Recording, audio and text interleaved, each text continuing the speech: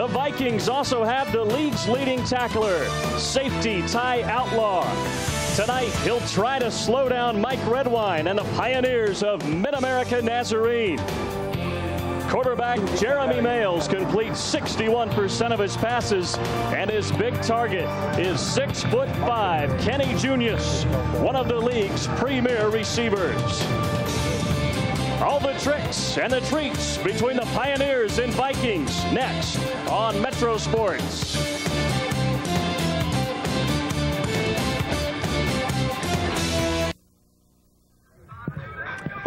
And welcome now to Pioneer Stadium in Olathe for this key Heart of America Conference battle tonight between Missouri Valley College and MidAmerica Nazarene.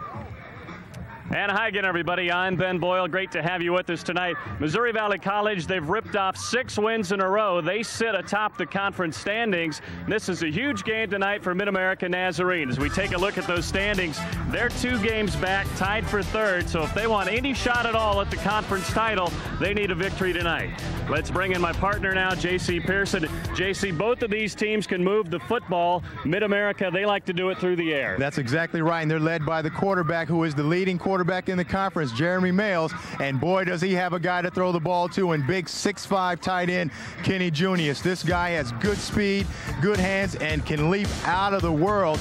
In fact, after 2 weeks ago after their game, he was referred to as the Randy Moss of the NAIA. So this guy is very explosive, Ben. That'd make him pretty good. For more on Missouri Valley now, let's check in with Stan Weber. Ben, Missouri Valley leads this conference under head coach Dan Stanley, and they do it with a great offense. It's a no-huddle offense. The quarterback gets the plays, and he calls them at the line of scrimmage. It's a type of offense that will throw the football very well and also run it. They do it with quarterback Josh Cullen. He's a very smart quarterback. He does a great job of audibilizing and finding open receivers in this 4 wide receiver set. But he has the advantage of handing off to Jervon Walton. Jervon Walton has over 1,000 yards rushing already this season, including 300 yards last week against Benedictine. He's a very strong runner, an explosive guy who could be the difference in this ball game for the undefeated Missouri Valley football team. Should be a great one tonight from Pioneer Stadium in Olathe. Sit back and enjoy it. The kickoff is next. Tonight's game is brought to you in part by Robert Brogdon. Come home to excellence. And welcome back to Pioneer Stadium in Olathe. A great matchup tonight in the Heart of America Conference. Missouri Valley comes in atop the conference standings at 6-0, and MidAmerica Nazarene 4-2 in the conference standings. So they really need a win tonight to keep their conference title hopes alive. There's Dan Stanley now in his 4th year at Missouri Valley, has his team ranked 10th in the NAIA standings. He's a 1959 graduate of Missouri Valley, so coaching his alma mater, and so is Mike Redwine, who's now in his 10th year, was an all-conference defensive back for the Pioneers back in the mid-50s, and he's led MidAmerica Nazarene to 3 bowl appearances in his first 9 years, and trying to get the Pioneers into the national playoffs for the first time. This is a program that started back in 1972, and he's had some recent success. So, JC, this one really shapes up to be a great game. Both teams with explosive offense. That's exactly right, Ben. Both teams want to spread the other team out, and they've got weapons on their offensive sides.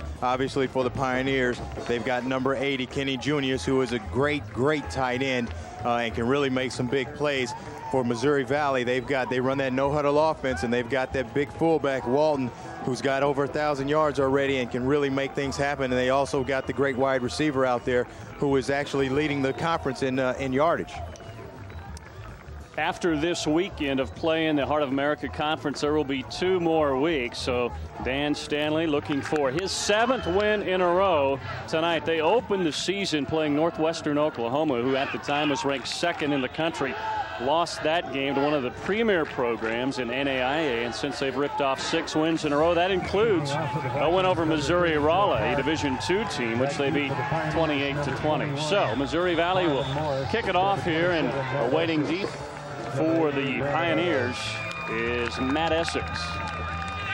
Essex averaging 26.4 yards a return on the season. And we're underway. from Olathe. Driving kick will bounce out of the back of the end zone. And the MidAmerica Nazarene will set up shop at their own 20, and they're led by quarterback Jeremy Males, a potential first-team All-America first-team All-Conference quarterback. He leads the league in total offense, 240 yards a game, is second in the league in passing at 203 yards a game, so he's off to a great start. And look at the completion numbers there, completing better than 61% of his passes. 3 wide out set on first down. Jay Allen, the fullback, the lone man behind him, and he gets the call on first down and has 4 yards. And that's what they want to do. They want to try to spread this defense out, run some quick hitters, as well as try to get Big Kenny Junius isolated one-on-one. For the Pioneers, there's a look at their veteran offensive line. A lot of these guys are returning starters or returning part-time starters. And of course, we've talked at length already about Kenny Junius, the tight end.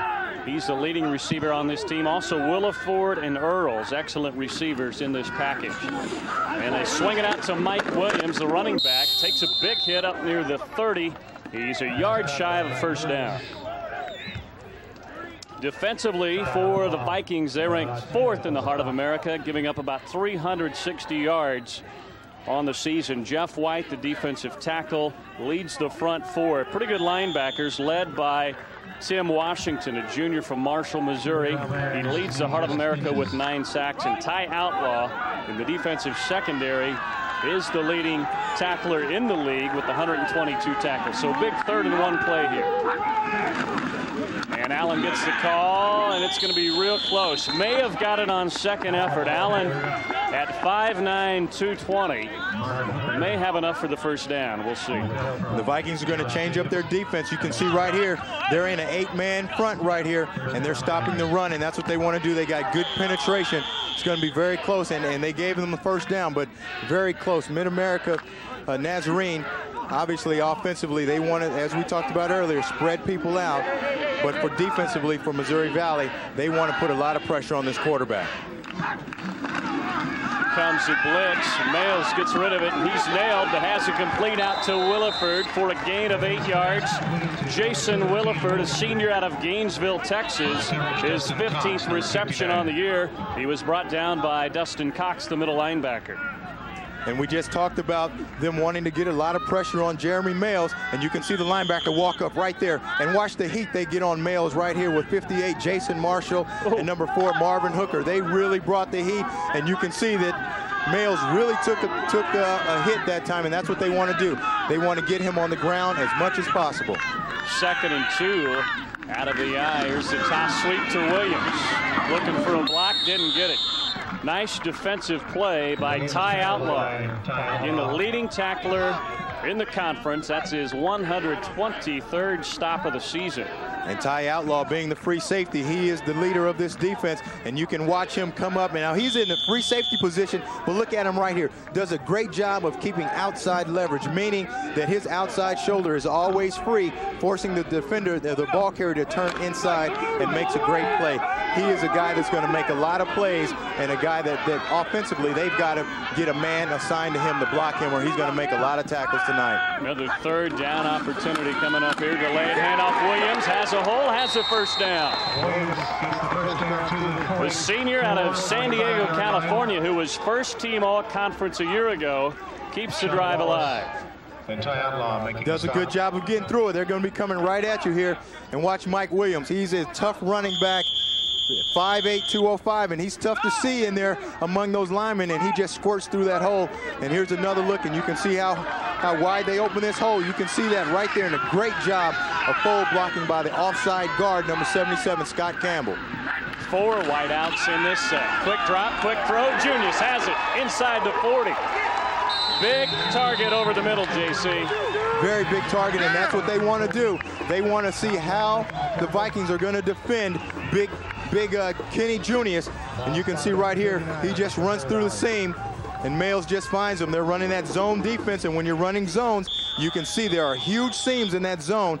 Junius just finds the seam, and gets right there. Males does a good job, this three-step drop of getting the ball away. And when you've got Junius uncovered out there in the slot, it's an easy throw and catch. If they're going to do that, then they've got to cover up Kenny Junius to allow the pressure to get to the quarterback, Males. 16 yards on that reception. Toss to Williams on the option, and he has room off the right corner. Picks up 6, maybe 7 yards on first down.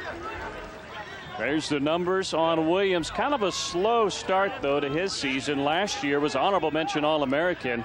Comes into this game with only 1 touchdown on the year. And this is how you want to defend the option. You want the quarterback to make a decision quickly. So what do? You attack the quarterback. Great job by Jason Marshall of going after the quarterback, making him make a decision quickly, and he pitched the ball out to Williams for a big game. But that's how you want to defend the option. Nice positive gain on first down. They'll swing it out to Williams. Can't hang on, so that'll bring up 3rd down and short. JC, this team coming off a heartbreaking loss last week against Lindenwood, 29-28. You kind of wondered how they would react mentally coming off of that, but if this first drive is any indication, they've put that game behind them. Yeah, that's exactly right. They came out with the type of intensity and emotion that you want to see. They're actually putting a pretty good drive together here. They've got a big 3rd down play right here. It looks like they put number 80, Kenny Junius, out wide and has him matched up on a smaller cornerback. From the shotgun, Males fires it incomplete, intended for Williford. So they'll face 4th down from the 32-yard line. It'd be a 49-yard field goal, but it is going into the wind, so we'll see what they do. And you can see they just try to run that quick slant to the strong side, and the ball is just slightly behind the receiver. Number 34, great job by Josh Jacobs, the inside linebacker, of just playing that zone, playing the quarterback's eyes, and getting to the football. And they will go for it on 4th down. Out of field goal range, it'll be Males from the shotgun, flanked by Mike Williams. He's looking for Junius on the slant. He's got it. Working against that smaller cornerback, JC. That's exactly right. You've got a 6'5" receiver versus a 5'9" cornerback out there. And this tight end right here, he can use his body as well, but he's got the speed of a wide receiver. You see right here, he just uses that big body to shield that smaller cornerback, as we see right here. He just runs the slant right here. Once he gets in there, then the job is done, because that smaller cornerback cannot get around him to knock the ball down. Beat Joe Evans, the 5'9" junior cornerback. So 14 yards on that 4th down play. Big hole up the middle. And exploding to the 10-yard line is Jay Allen. And you really got to give this offensive line a lot of credit so far. These guys up front are just dominating the line of scrimmage. And if they can continue to do that throughout the evening, it's going to make it an easy contest for the Pioneers. So Junius with 2 big catches on this drive, 2 catches, 30 yards in a game. He had a huge game in that upset win a couple weeks ago against Benedictine. 9 for 152 yards and 3 touchdowns. Was the conference player of the week. Another good gain on first down. Brings up 2nd and short. Off play action, down he goes. Pressure from the backside by Josh Jacobs, strong side linebacker. For him, it's his 8th sack of the season. He does a good job of just staying alive, and you can't see him on the other side, but he is running around the tackle right now. You see, and actually Kenny Junius is trying to help out over there at a tight end, and he just does a good job. Give Josh Jacobs a lot of credit right here of staying after the quarterback, because if he doesn't make that play, there's a receiver running wide open in the end zone.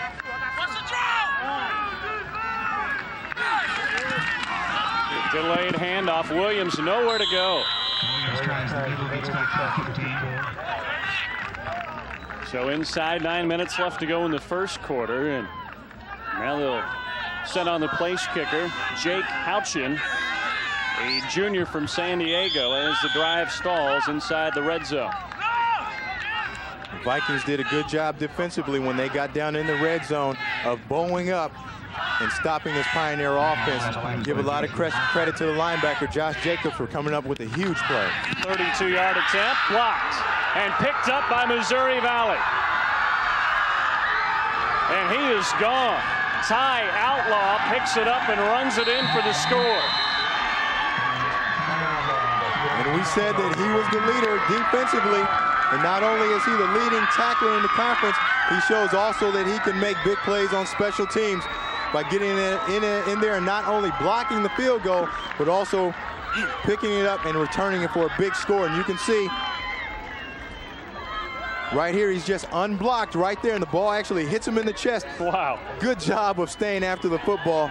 Great awareness, and once he catches it, it's a 100-meter dash right there, and nobody was going to catch Ty Outlaw. No, the punter, who's also the holder, Tiffany, was giving chase, and that was a mismatch.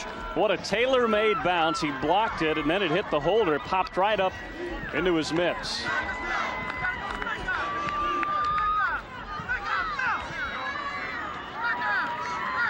Joe Park on to attempt the PAT and bangs it through.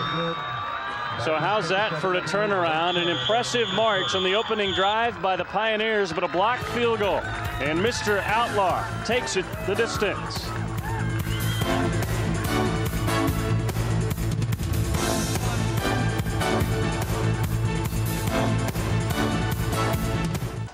And welcome back to Olathe Pioneer Stadium. Ty Outlaw racing 80 yards after blocking the field goal attempt, scooping it up and going the distance to give his team a 7-0 lead. 8:10 remains here in the first quarter.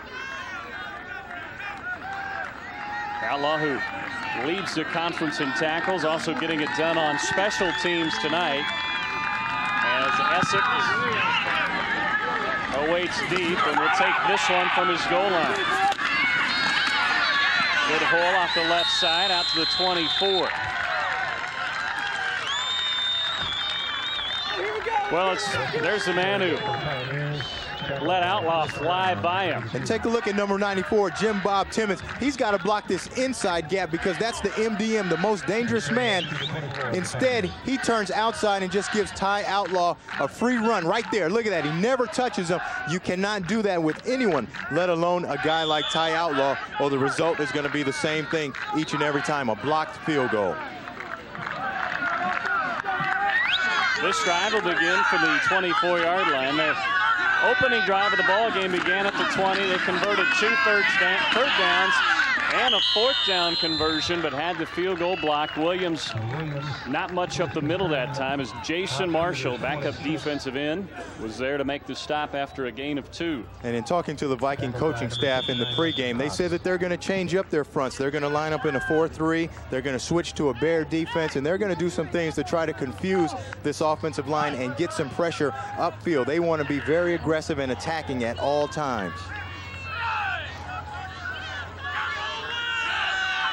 2nd and 8, offset eye. They'll try Williams again. He's brought down in the backfield. Great push up front.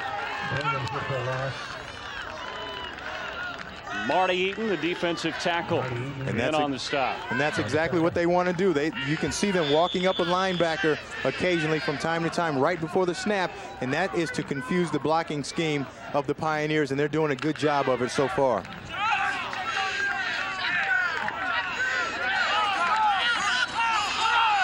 Third down, they need to get it just outside the 34-yard line. Junius is lined up in the slot. They were looking that way. The ball was tipped at the line of scrimmage. So a quick 3 and out. And the Pioneers will have to kick it away. And that's exactly what a special teams play will do for you. A big play, it will get you enthusiastic and get the momentum on your side. That first drive, it looked like this defense was on its heels.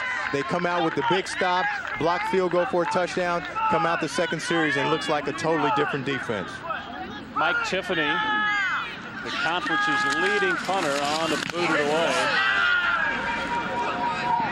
And Thompson will call for the fair catch at the 38-yard line. Well, we'll take a break. Missouri Valley leads it by a touchdown. 6:40 left in the first.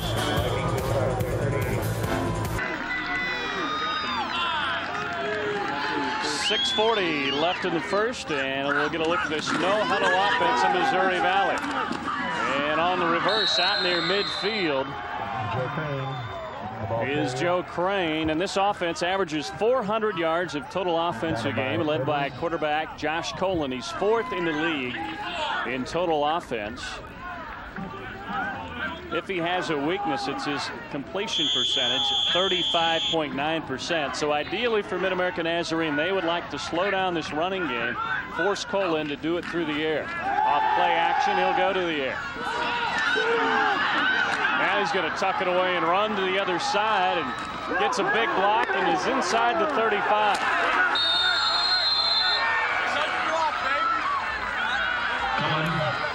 Nice scramble there by Colin, picks up 20 yards. James DeVin will be doing the blocking ahead of him. Both tackles are seniors. Javon Walton, coming off that huge game last week, 309 yards, was the conference's offensive player of the week. He's number 23, a senior from Colonial Heights, Virginia. We'll see a lot of him tonight. This is Crane in motion, and here is Walton off tackle.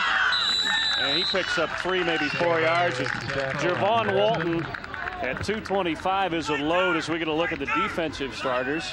They lost 2 key starters off of last year's defensive line, so it'll be those 4 guys trying to slow down that running game up front.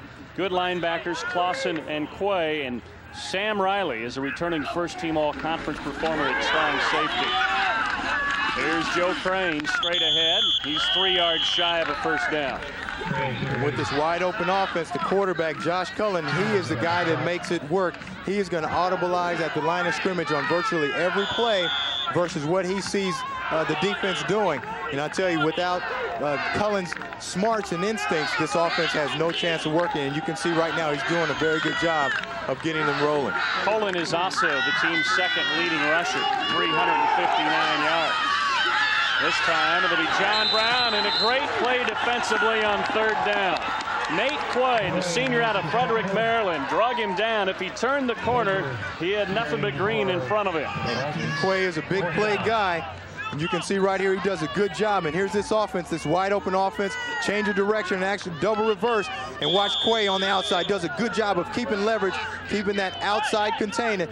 Does a great job of making the tackle. And this guy is a guy who had a great game last week also, Ben. Was actually the conference player of the week defensively. 14 tackles a week ago. So Joe Park is on to try a 43-yard field goal. He's 5 of 9 on the season. And he missed it wide left. So after getting good field position, the Pioneer defense makes a stand deep in their own territory. For those of you who've watched a lot of our Thursday night games here on Metro Sports and are familiar with Emporia State, this offense that Missouri Valley runs is real familiar to what Emporia State runs. We'll talk more about that when we return. 4:19 left in the first.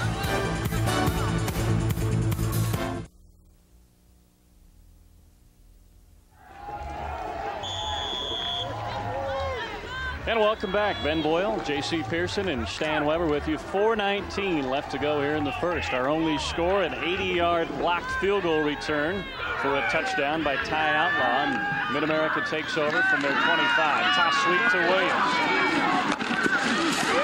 He has 2, maybe 3 yards. Got an initial block, but didn't get much help out there on the outside. Let's check in with Stan Weber. Ben, you're seeing this offense by MidAmerica Nazarene being run by Males. He is an outstanding quarterback. He also played basketball for MidAmerica Nazarene. He's an interesting story because of his Nazarene religion. He came here. He was actually the best player in Fort Worth as a high school player. He didn't start the last 2 years because they had 2 quarterbacks that they thought were very good. They had a starter, Gabe Lujan, 2 years ago, but he left because he wanted to go to a major college, Division I. Last year, Josh Brewer from Olathe North played as a freshman, but he decided he didn't like school. So they went with a new quarterback, Jeremy Mells, and he ends up being the best quarterback of the 3. They've had 3 different quarterbacks in 3 years. All have been outstanding. All right, thank you, Stan Weber. Yeah, Josh Brewer, who was an outstanding freshman last year, was third-team all-conference. He left, went to the Marines, and a lot of people around the conference weren't quite sure what to expect from Jeremy Mells. This team was picked to finish 6th in the preseason poll, and they have certainly proved the so-called experts around the league wrong with a 5-2 record thus far this season. Another third down conversion coming up. Jay Allen, the fullback, the lone setback. They have drawn him off sides. Free play, slant pattern complete. and just dragged down inside the 35-yard line. What a great call. Jeremy Mills audibilizing at the line of scrimmage because he sees the blitz coming, and also does a great job of varying the cadence and drawing an offsides penalty. You see the 3-step drop and a perfect bullet on the slant pattern. And I tell you what, that is a great job by Jeremy Mills of coming to the line of scrimmage, recognizing the blitz coming, and getting into a play that they can be successful with. Jake Houchin, the place kicker. The guy who had the field goal blocked, rumbles 36 yards and almost broke it. So Houchin, place kicker, doing double duty tonight at the wide receiver spot. Quick count, ahead to Allen, dives inside the 25. Allen is the second leading rusher on this team, just under 300 yards coming in. Leads the team with 10 touchdowns. And you can see coming right at us, and that's because the linebackers, the inside backers, are running around trying to shift it right before the snap of the ball. That time, number 48, Tim Washington, takes himself right out of the play. He shifts to the outside and just leaves the middle wide open for the run. Second down and 5. 4 wideouts in the set. They'll swing it out to Williams, has a block, and then gets tripped up, but has a first down as we move inside the 2-minute mark. They tried to hit that play earlier, couldn't complete it, but a good gain there on second and short. And this is just that slip screen that a lot of teams are running right now. They get trips to the left to try to ISO out there, and you can see right here the slot guy comes in and blocks.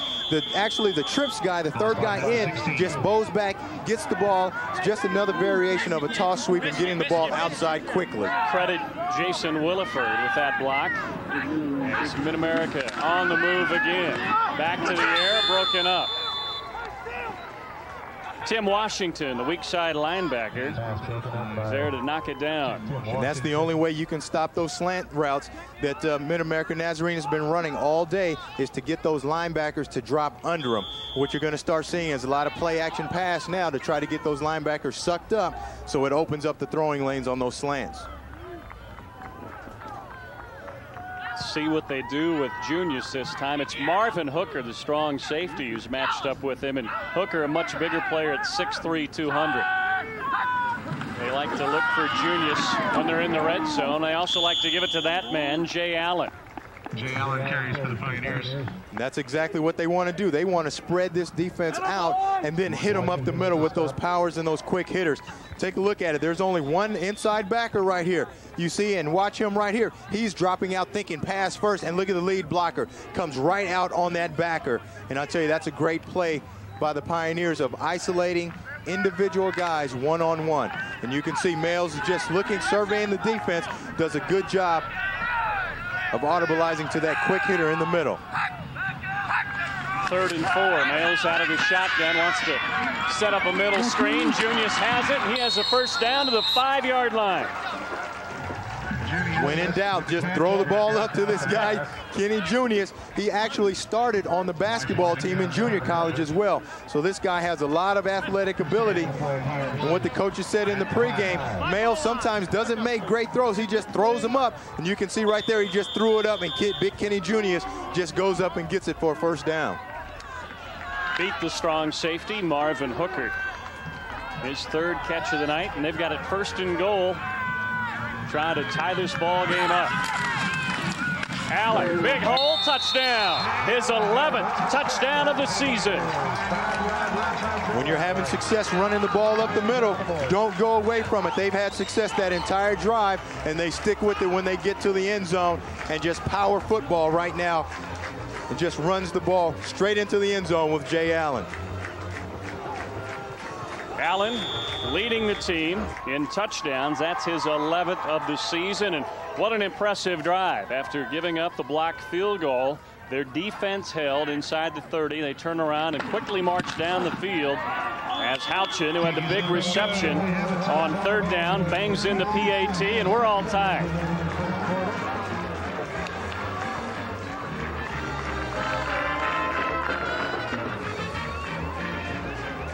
take a look at the touchdown, and we see it from ground level. But when you're going straight ahead, that is what you want to do. And look at that hole right there. That is a great job by the offensive line.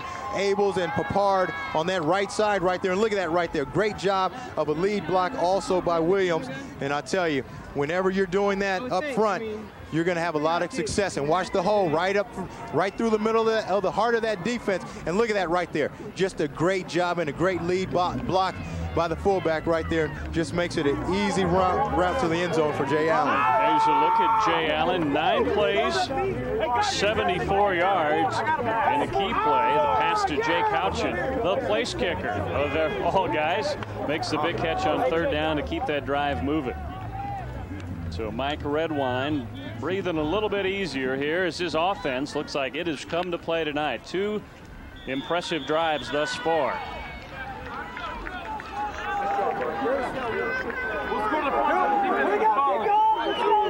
There's that guy you were talking about, Ben. Houchin comes up with the big play on that slant for a big 36-yard gain. Thompson breaking tackles out across the 35. And he returns it all the way to the 37. Missouri Valley College, founded in 1889, committed to Christian values and providing lifelong learning. For more information, call 660-831-4114. So Dan Stanley and that no-huddle offense go back to work. Good field position here after a 27-yard kickoff return by Thompson.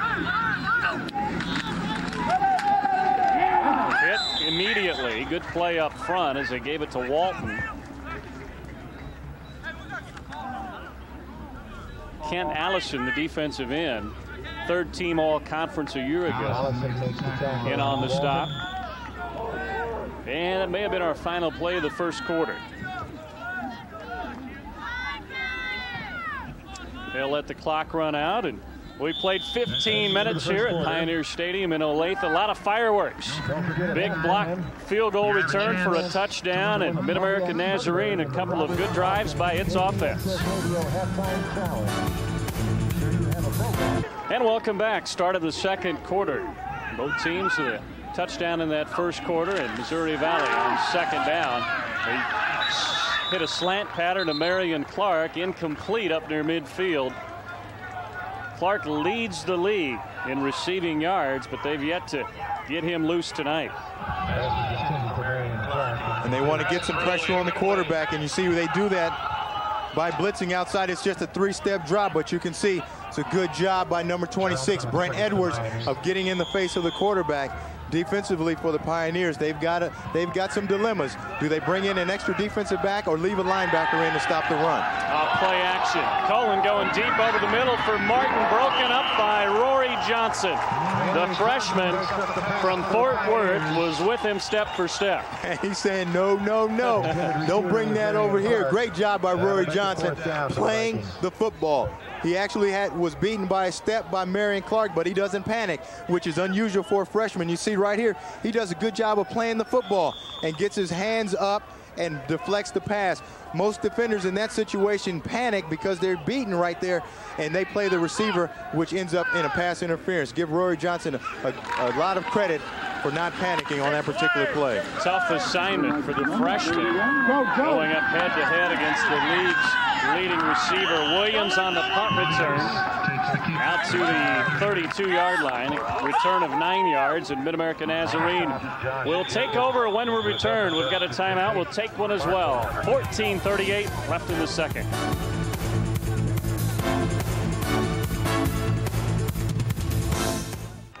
Seven apiece with 14:38 left to go in the second quarter as MidAmerica Nazarene takes over 1st and 10. Well, what do they say? The best defense is a good offense. Look at that. MidAmerica Nazarene has kept their defense off the field with over 12 minutes of possession time, and they're near another first down as they complete it out to Phil Harvey, his first catch of the season, a junior from Lawrence.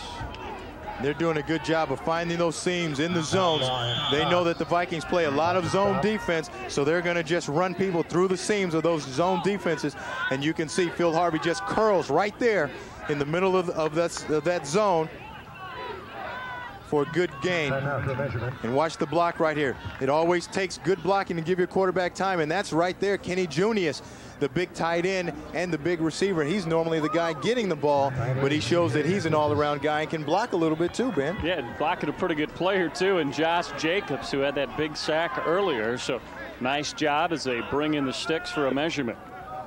Through one quarter, MidAmerica Nazarene piled up 140 yards of offense, only 38 for Missouri Valley, but football is a game of big plays, and Missouri Valley made that one big play in the first quarter. And special teams is as important as offense and defense, and that's how the Vikings got on the board.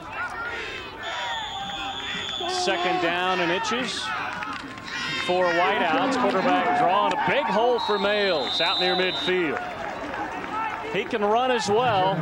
259 yards on the ground coming into the game. And they say he's a smart player. He's got a 3.98 GPA, and you can see right here, he just keeps it himself, and there's nobody in the picture. Everybody has spread out, and they're looking for something else. He just keeps the ball and runs it up the middle for a big gain.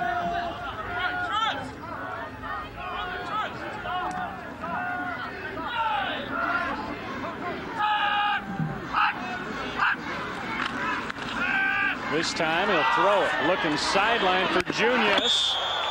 They'll say he's out of bounds.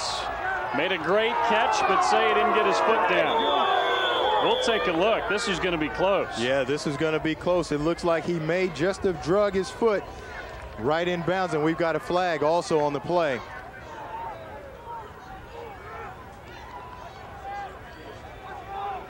Probably not going to matter whether he was in or out. Flag was thrown in the backfield. Let's see what it was. Holding on the offense. 10 yards. Repeat first down. So it doesn't matter, but take a look at the left side of your screen, and you're going to see the hold coming up. And you can see right here, when your tackle gets beat to the outside right there, like that, you just grab and tackle him, and you're going to get called every time. And look at that right there. The left foot was already out of bounds. The right foot drug in. The left foot was already out. Give those referees a lot of credit for making the right call. Great call. The two of them are right there on the spot. First down and 20. Draw play. Allen, big hole up near the original line of scrimmage. Carries for the Pioneers. And that quick dive through the A-hole is definitely paying a lot of dividends for the Pioneers. You can take a look. As I said, they want to spread everybody out, and there's nobody in there but that one inside backer, and right there the fullback is the lead blocker and takes him out, and the rest is up to the safeties in the pursuit. Unless the Vikings can make some adjustment on that, that play is going to continue to work all night long. A lot of weapons to cover in this offense in that 3 and 4 wideout set. There's a man open over the middle. It's Phil Harvey once again, and he's got a first down. And it's the same play again. Give the Pioneers a lot of credit of staying with what is working so far. They're hitting them in the middle with that quick dive, and then they're coming back with the curls and the slants versus this 3-deep zone. And you can see right here, he's just curling up right behind the backers. You see Tim Washington on the ground right there, and he knows that he's got to get back there. And you can see Males is doing a good job of just throwing those curl routes right there. Good job of follow through right there, and good looking quarterback. Yeah, he has been very sharp tonight. Was 7 of 11 through the first quarter, and he's now completed his first 2 of the second quarter. He wants a timeout. Males completing over 61% of his passes on the season, and a quarterback rating of 159, which is excellent. So he gets a timeout. Talk things over with head coach Mike Redwine, and we'll take a timeout as well. 12:35, still tied at 7.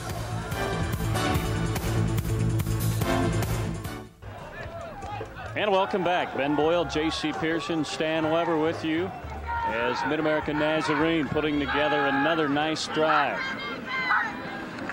1st and 10, and Males going deep over the middle, and not able to hang on. Was looking for Marcus Williams. Had a step and had 6 if he could hang on. And you can't throw a much prettier ball, Ben, than that. That was right on the money.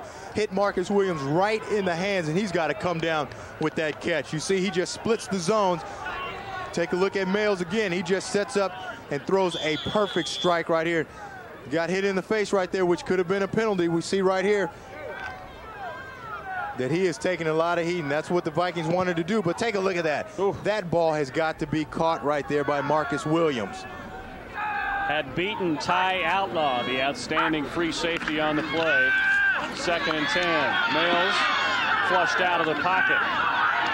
Great coverage downfield, and he's going to throw it into double coverage. Almost had it intercepted. Marvin Hooker, number 4, the strong safety, almost picked it off the ground. And that's one of the things the coaching staff said coming into the ball game about Males, is that he will throw the ball up for grabs. His receivers have just been making great plays for him. This time, Ty Outlaw almost comes down with the interception, but that's what Males has been doing. When he gets in trouble, sometimes he will just throw the ball up for grabs. Let's hear from Stan Weber. Stan, what do you have for us? Missouri Valley's defense is a pressure defense. They like to bring their safeties up, but with this passing game working as well as it is for MidAmerica, they've had to quit the blitz package. That means they're relying on a defensive end to get some rush. Actually, number 34, Josh Jacobs, who started as a wide receiver early this year, switched over during the season to a defensive player, and it really has made a difference for Missouri Valley. He has to continue to put pressure on the quarterback to stop this offense. Surprising call here on 3rd and 10. They run the option, and Williams is stuffed. There's the man Stan Weber was just talking about, Josh Jacobs. A nice play defensively. And watch how he comes and does a good job, and this guy is relentless. He's all over the field, and look, the play goes away from him, but he never stops until he gets in on the tackle right there. That is a long ways to go, and I tell you, that shows the heart of a football player when you're going to hustle all the way across the field just to get an assist on a tackle. Mike Tiffany on, try and pin Missouri Valley back deep with a little perch kick. But this thing's going to sail all the way through the end zone. The wind behind him. And Missouri Valley College, they've only ran 6 offensive plays so far, and we'll see their offense back out on the field now. MidAmerica Nazarene offers daytime and evening programs in 39 fields of study and 6 degree options. A caring Christian environment with world-class professors, innovative curriculum, and the technology you need for your future. Now this offense from Missouri Valley, beginning to wonder if they were going to get an opportunity to play tonight. This is just their 7th play of the ball game, and it goes for short yardage. Yeah, Ben, they haven't been on the field very much at all, so they're still trying to establish themselves. As you said, this is only the 7th play they've run the entire ball game, and we're at 11 minutes into the 2nd quarter. That last carry by Javon Walton, just his 3rd carry of the ball game. Last week, 38 carries for 309 yards as they had to go to overtime to defeat Benedictine 52-45. Looking for Marion Clark, incomplete, overthrew it. And they're going to get a lot of defensive coverage also from the Pioneers, and they know that, so they're going to start running guys through those seams as well. You see right here, it just runs the play action to get those linebackers sucked up so that it opens up those throws underneath. The throw is just a little high right here, but they've got guys running through the seams of those 3 deep zones. You mentioned that overtime game. In fact, the Vikings have won their last 2 games via the overtime route. They knocked out Benedictine 52-45 last week. The week before, Evangel 28-27 in the extra session. Going deep again and looking for Clark. He can't hang on. And they try to come back to the very same play, receiver running that dig. And you can't hang those receivers out like that. I'll tell you, Clark is going to go back. And look how he's looking right now. Like, man, you got to get that ball down. And we see Clark, who is the leading receiver in the conference, he's just going to run that dig right there. Just plant that foot and come. But watch where the ball is thrown. It's thrown real high, and the receivers don't like to leave their feet to catch the ball. And obviously, he didn't come down with it, and they're going to have some conversation on the sideline, I guarantee you. Your eyes lit up when you saw that. That's exactly. Every DB wants to see a receiver hung up in the air. Essex slips down and gets away from it. And Missouri Valley will down it at the 38-yard line. Good field position here, and the Pioneer offense will go back to work with 10:43 left in the half. Timeout here at Pioneer Stadium. All tied up at 7. And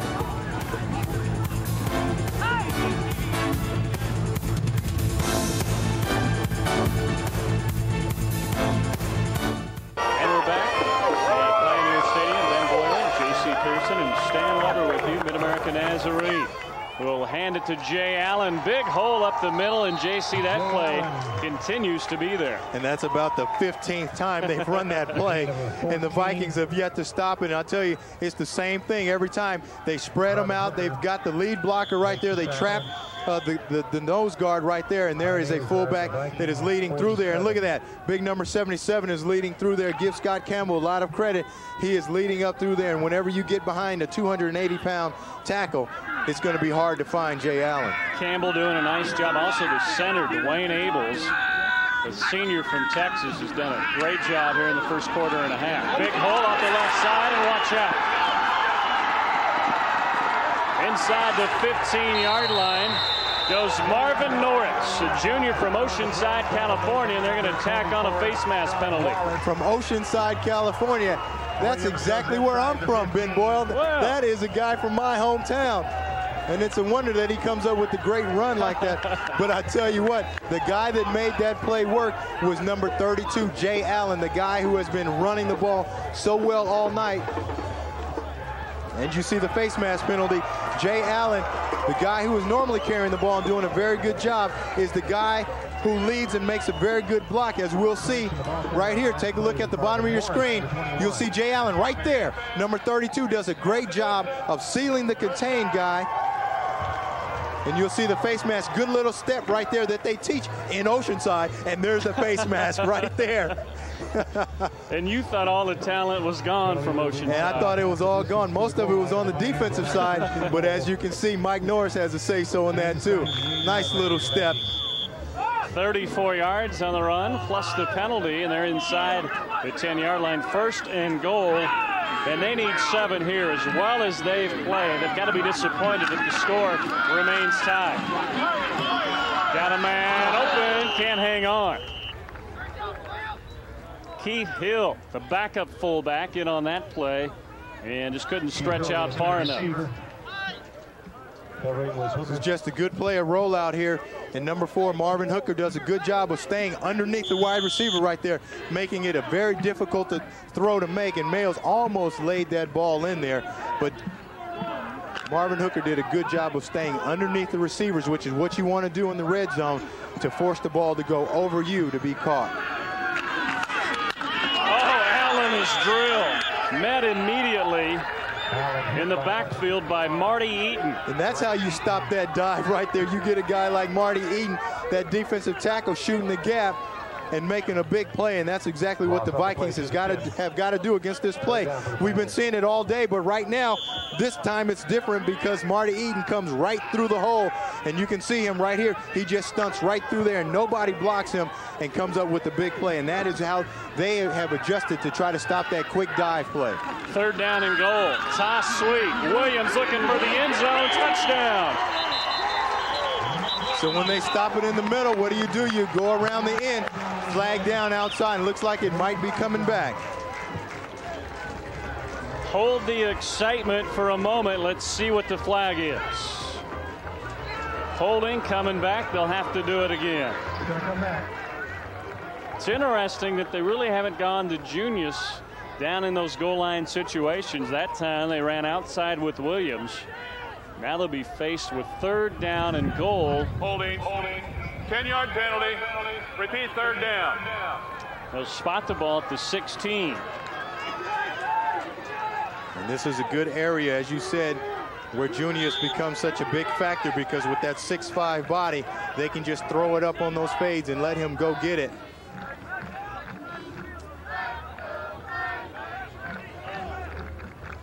Pioneers have been pretty efficient on 3rd down plays throughout this ball game, and there's a look at Junius on 3rd and goal from the 16.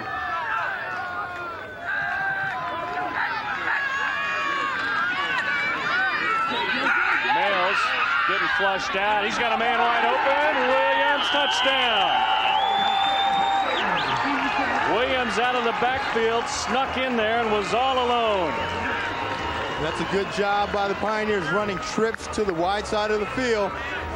And everybody focusing on Junius down at the bottom of the field here on the wide side. And they roll to the opposite side away from him and find Mike Williams in the end zone. You can see he's just going to roll out to the right here. They've got trips left. So the defense is thinking left, and you can see everybody looking left, and leaves Mike Williams wide open in the corner of the end zone. Great job by Males to move out of the pocket and buy some time. And you can see it's a good job. He just sits in there, stands in there tall, and then he feels some pressure, just moves to buy a little more time, allows Mike Williams to uncover in the end zone, and does a good job of finding him. And they finally finish off one of those drives as we get another look at it here. 16 yards from Males to Mike Williams. And we talked about Junius, and you can see right here, they've got double coverage on him, so there's an extra guy. And not only do they have double coverage on him, they shifted the entire defense to the right, thinking it was going to go to the trip side. Allows Mike Williams just to sneak in the back of the end zone on the short side of the field. And Males does a good job of buying time and finding him for a touchdown. A lot of teams have been double teaming Junius down in those goal line situations the last few weeks, and almost used him as a decoy in that situation on all of those goal line plays. And finally, they snuck Williams all alone there in the end zone, and a 14-7 lead. Well, they got to feel like they should be up by 2, maybe 3 scores. So that play was huge just from a mental standpoint. That's exactly right. Offensively, they have been doing a tremendous job of controlling the ball and moving the ball down the field. You take away the blocked field goal for a touchdown for the Vikings, and they are really dominating this football game so far. High-powered offense from Missouri Valley is yet to get on track. Just 2 first downs in the ball game, as Marion Clark, Thomas Thompson await the kickoff from Jake Houchin.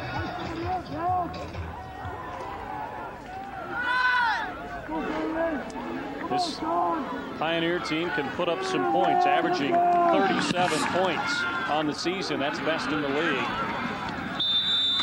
And it goes out of bounds at about the 1-yard line. So Missouri Valley will get great field position here to start this drive, and they've got to get something going. They've got to get something going, but it's hard to do that when you're never on the football field, Ben. They've only run about 10 plays this entire football game, so they've yet to get into their groove, but they've got to come out and try to establish something offensively to try to take some momentum away from the Pioneers, and not only that, keep their offense off of the football field. Yeah, the interesting thing here, the MidAmerica defense, they rank 5th in the league, and they're 8th in the league in rushing defense. So this is a team that has been susceptible to the run, but so far Walton and that strong running game haven't been able to get anything going. Colin will tuck it away and run. About the only time they've gotten anything is when he scrambled across midfield and knocked out of bounds at the 47. 18 yards on that pickup. Earlier in the first quarter, he scrambled for 20 yards. Besides that, it has been nothing for this offense. That's exactly right. He's been it so far, and he is the second leading rusher on the team. He wants to actually throw the ball and has no time to set up, so he just reverses field and just tucks it under and gets everything he can get. Give him a lot of credit for making something out of nothing. Into Pioneer territory on first down. Run the end around to Anthony Dunn, and he has 3 yards on first down. This Pioneer defense is really doing a good job of running to the football.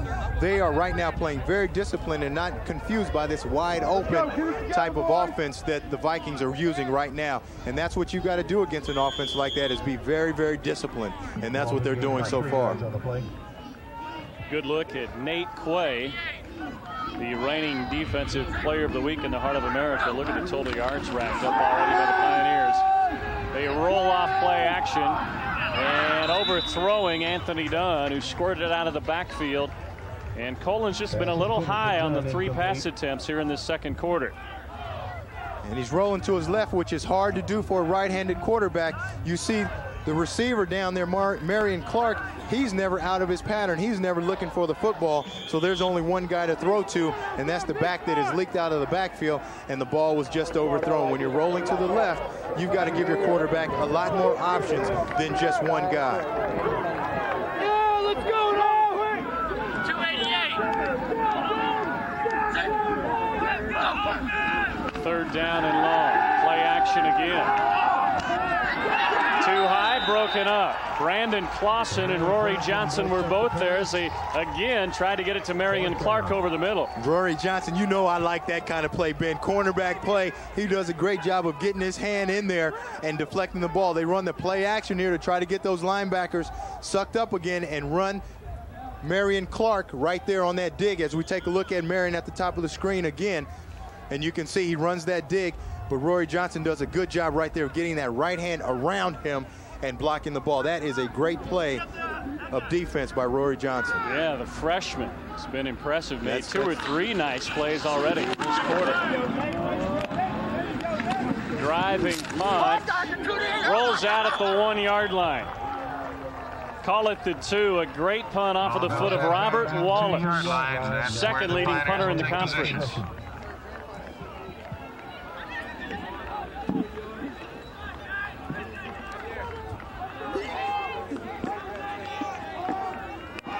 We talked about special teams. This is the second big play on special teams that the Vikings have had. The first one was the blocked field goal for a touchdown. The second one right here, the ball just rolls out on the 2 yard line, and that is exactly what they need defensively to try to shut down this high-powered offense of the Pioneers.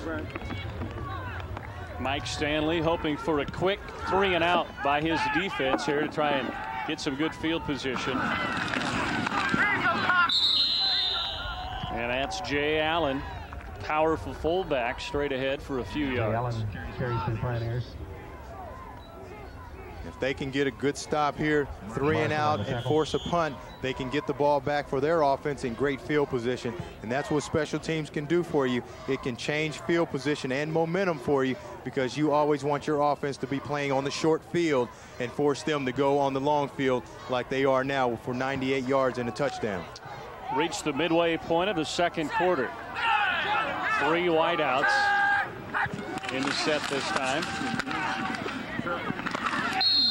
Not much yardage there, so this Viking defense trying to get it done as they stack up Jay Allen. Another big play right here on 3rd down. They're really stiffening up inside.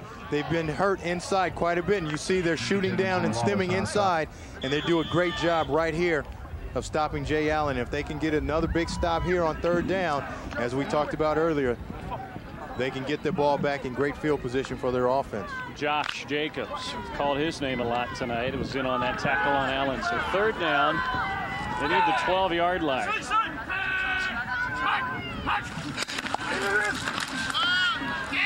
Play action.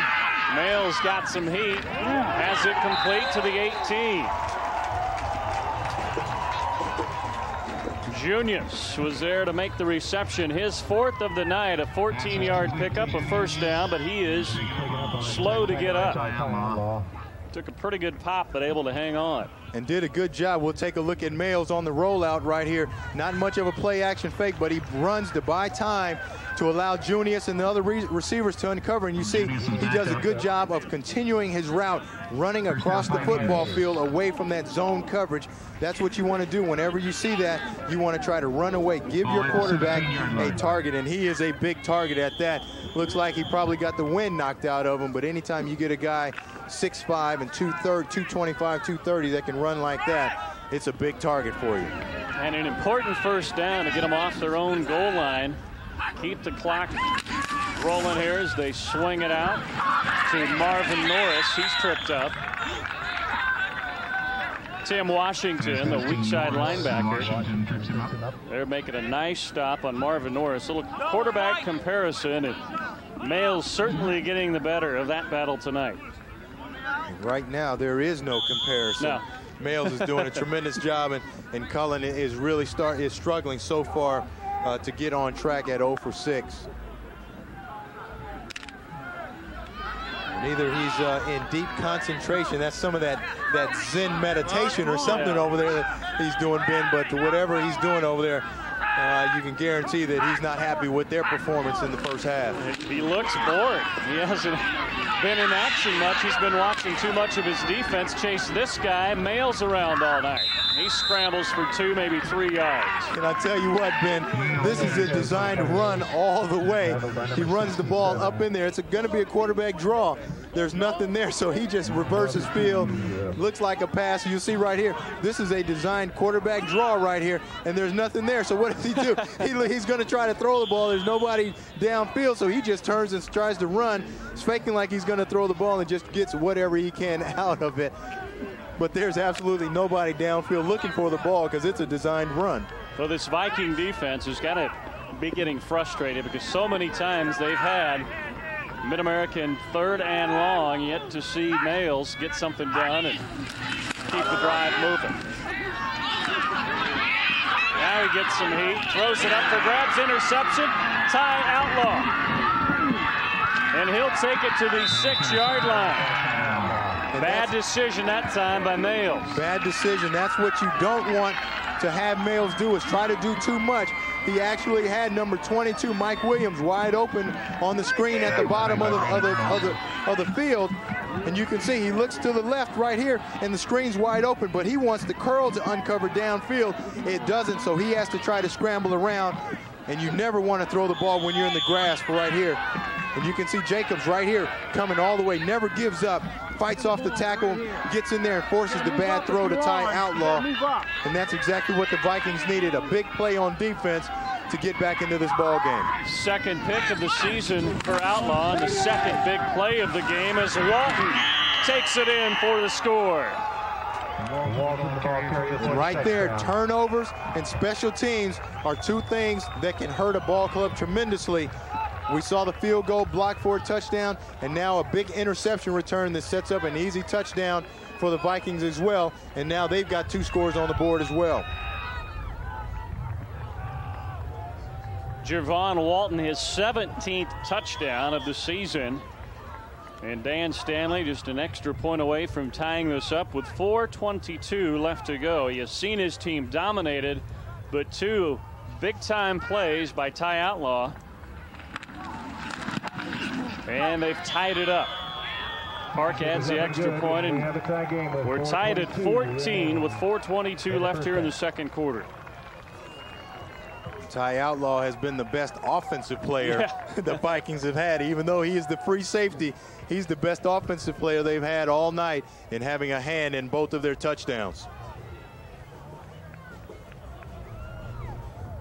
Anytime you can get the ball deep in the end zone, it's in the red zone, it's going to be great. But watch number 40 right here. Just a reverse right there, and just does a great job of walling off the outside linebacker.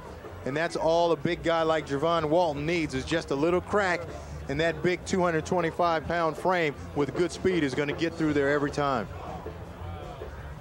That's a little different type of blocking technique, Ben, that we've seen, the old reverse I'll wall you off deal. But hey, whatever works. And Walton he hasn't even broken a sweat yet. Only 4 or 5 carries on the night, but he does get into the end zone to tie it up. And here's what led to that touchdown, the interception by Ty Outlaw. As we said, Mails just gets a little greedy right here. He wants to go downfield instead of taking what the defense gives him and then tries to make another big play. And you never want to do that. And Outlaw is just right there with great coverage. And as we said, he is their best offensive player so far tonight because he's made the big plays to get the points on the board. Quarterbacks kind of walk a fine line because Mails has been so successful tonight, just making something out of nothing, but that time did a little bit too much. And that's what happens when you always are trying to make something out of nothing. Sometimes you're going to make some big plays, sometimes you're going to make some very bad plays, and that cost the Pioneers dearly. Taken by one of the up men, and he's out across the 30-yard line. So let's see how Jeremy Mails responds now after the interception. Game has been dominated by this offense, the Pioneers, with only 14 points to show for it. And look for the Robert Brogdon ad on the back page of your program. If you have an MNU sticker on the Robert Brogdon ad, please go to the Pontiac Sunbird. And I'm sure he's thinking of and wishing he could have that last pass back, and it's going to be interesting to see how they come out this series, if they're going to try to get back to that dive up the middle, or if they're still going to allow him to try to make plays through the air. And the total offense staggering, as MidAmerica has already ran up 262 yards as they tried to sweep to Williams. For Males, just his 4th interception of the season, and that's compared with 14 touchdowns. So his touchdown to interception ratio has been excellent. As we look at some more work here by Ty Outlaw. And here's that guy again. Not only does he block field goals, make interceptions, but he comes up and make great open field tackles as well. He is a good-looking football player. Ty Outlaw. Senior out of Bloomfield, Connecticut. Again, the league leader in tackles, coming into tonight with 122, and he's been all over the field. Mills hit as he throws, and this one's intercepted by the other cornerback, Rod Smith. Or was he out of bounds?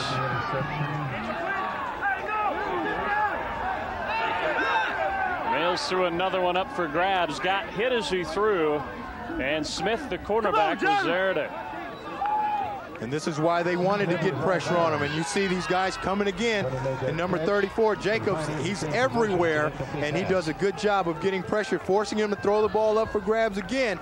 And you can see right there that left foot is just on the line right there, which means that the play is out of bounds. But I tell you, Males got away with one right there, because that is a pass, again, that he should never make, and gets away with not having the ball intercepted by just inches. At one point he was 9 of 13, now just 12 of 21. Throws this one into coverage, and it's broken up. Trying to get it to Phil Harvey. Good coverage out there. Marvin Hooker and Joe Evans. They do a good job. You see Hooker and Evans right here just sandwiching this corner route. They're playing cover 2, which means the corner is underneath in that flat coverage and the safety's over the top. And when Males hesitates on that route, it allows the safety time to get over the wide receiver, and he does a good job of getting there and making a play on the football. Mike Tiffany with a big win behind him. League's leading punter. And hit immediately. Great coverage down there by MidAmerica. Andrew Campbell back up tight end there to make the stick. Hawaii makes the catch. Missouri Valley College, located in Marshall, Missouri, is an independent 4-year co-educational college offering 26 majors and 7 pre-professional programs. For more information, 660-831-4114. Whistles blow as they hand it back to Javon Walton. Flags on the play.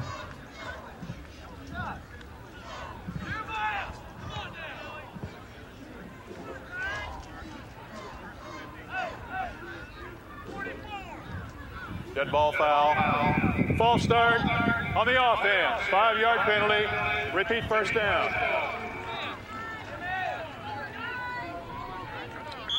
3:11 left to go in JC.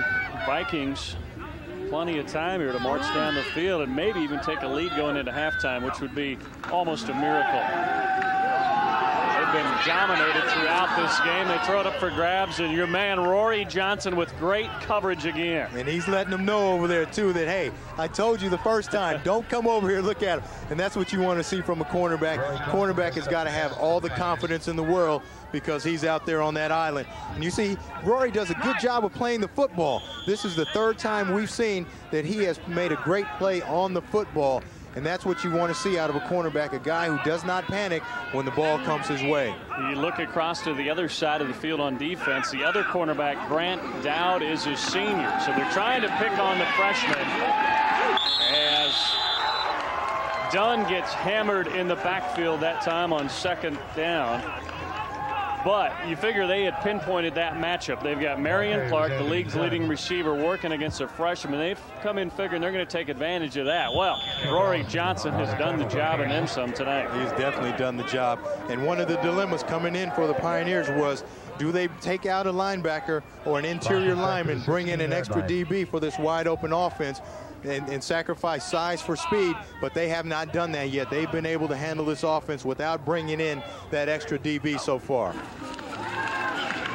a quarterback draw, and Cullen's got a big hole, looking for the first down, and he's got it.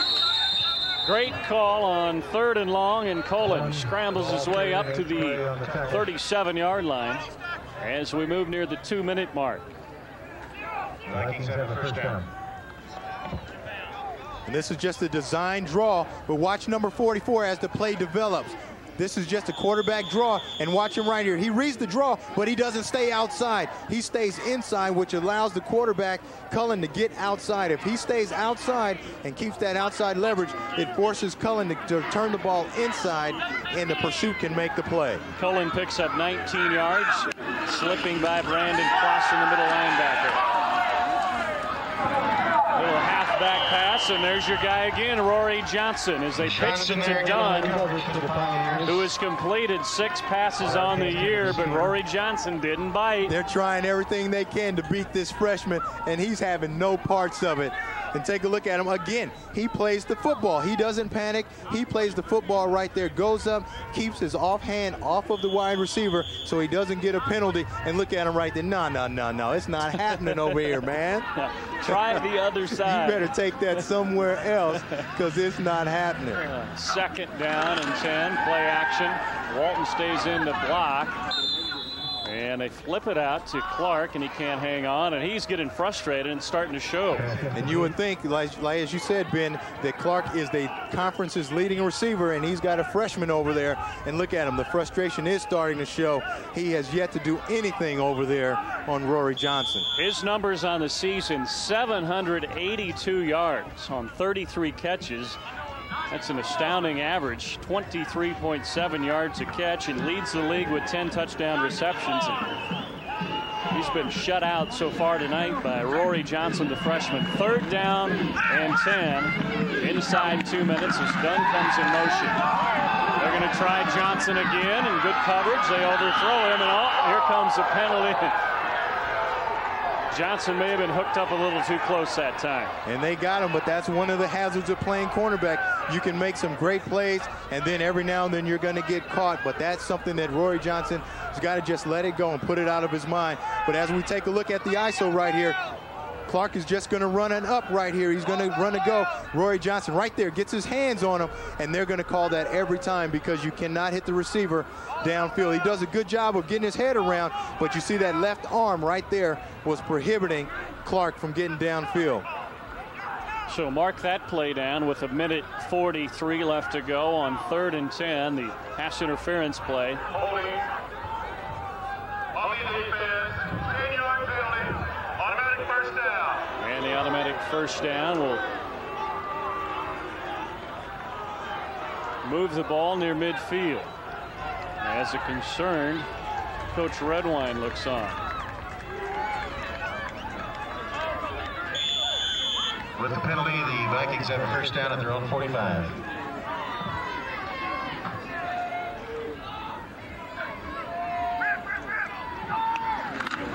Cullen, a quick drop and a quick throw. Complete and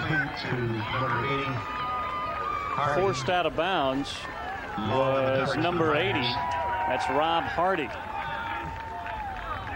They do a good job. They know that they're in a 2-minute offense, so you've got to get out of bounds, and they just run the quick out at the bottom of the screen to get out of bounds and stop the clock. Get as much yards as you can, as many yards as possible, and get out of bounds.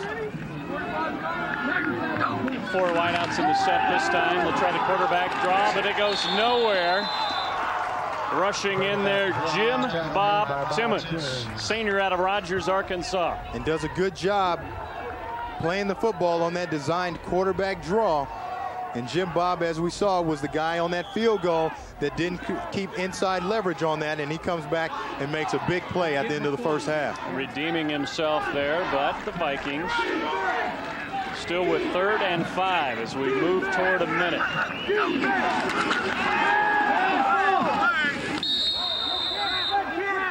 Near a first down as they go back to Rob Hardy. And he'll stop the clock, 53.7 left to go, and see if they need an official's timeout for a measurement. They will bring in the chains.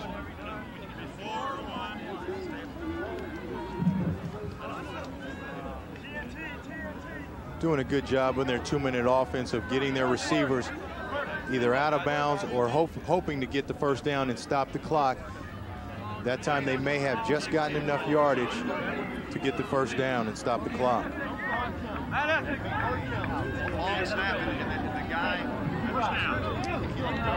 First down, 45-yard line. Keep in mind, Missouri Valley working into about a 15-mile-an-hour breeze, so they will need a couple more first downs to get Joe Park in the field goal range. And you can see they just run that 3-step half roll, and all it's designed to do is get him closer to throwing that out route so that wide receiver can get out of bounds and stop the clock.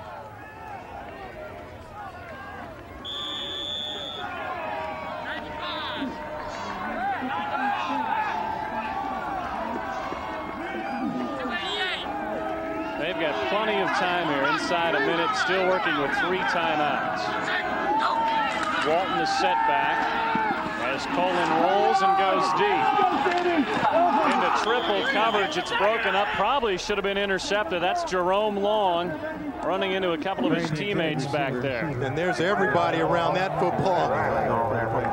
They did not trick anybody. You see, he was just rolling to his left and came back and threw right. And Jerome Long does a good job, along with everyone else back there, of making a great play on the football. Intended for Joe Crane, the left halfback. Colin, who completes just 36% of his passes on the year, seeing that number drift even lower here in this first half. Going sideline and overthrows Marion Clark. Ball batted away by Johnson.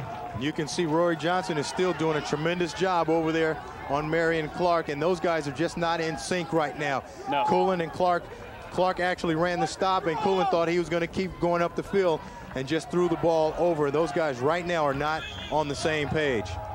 And give that man a lot of credit, because he is part of the reason why they are not on the same page. Colin checks the play. On 3rd down and 10. Quarterback draw. Nowhere. Quarterback draw diagnosed by Kent Allison, the defensive end, a 3rd-team All-Conference performer a year ago, and they've started to figure that play out. They got burned on it 2 or 3 times, but not here. And that's really the only play that the Vikings have had any success with, is that quarterback draw or Cullen running the ball in some fashion. And that's what the Pioneers knew and played right there, because they are not getting beat on anything else. So MidAmerica gets a timeout. Maybe just making sure here they've got all the bases covered, look for a fake punt or something like that with just over 25 seconds left to go. Matt Essex will be the deep safety.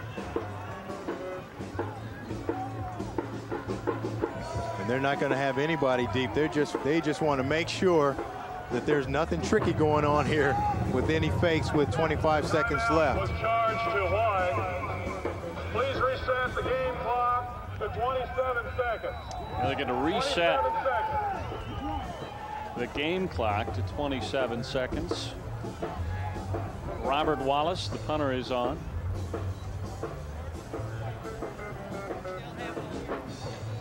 Remember, he had that great kick last time that pinned MidAmerica all the way back on their 2-yard line. That eventually led to the interception and the touchdown that tied this game up. So credit Wallace for that great kick the last time.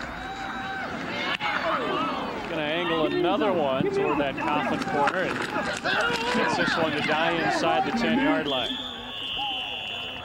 So he does his job once again. And we're tied at 14, just over 18 ticks left here in the first half. And they tried to get to the punter. And look at these guys. Look at these guys. They're all in sprinter stances. Look at their arms up in the air. All of those guys are up there ready to come off on the snap of the ball. And they do a good job of getting back there and just missed the punt. But that was very interesting that all those guys had that left arm up. And you can tell that that is a coaching technique that the Pioneers definitely use for those guys to get off the line of scrimmage as quickly as possible.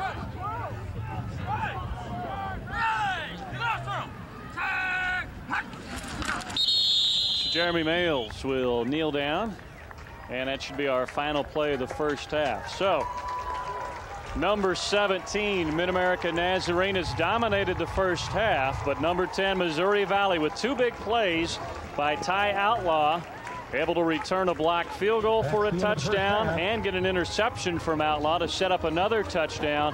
And after 30 minutes of play here at Pioneer Stadium, we're all tied at 14 as we go to half. Come back to halftime in Olathe. Tonight the score's tied 14-14 at halftime.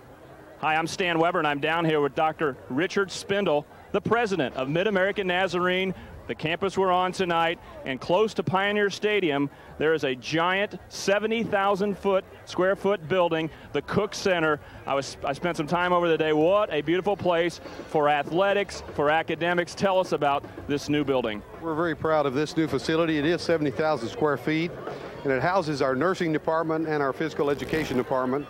It has a wonderful lecture hall, state-of-the-art lecture hall, as well as an arena that will seat about 3,000 people. And our old facility seated about 750, so it's a major step forward for us.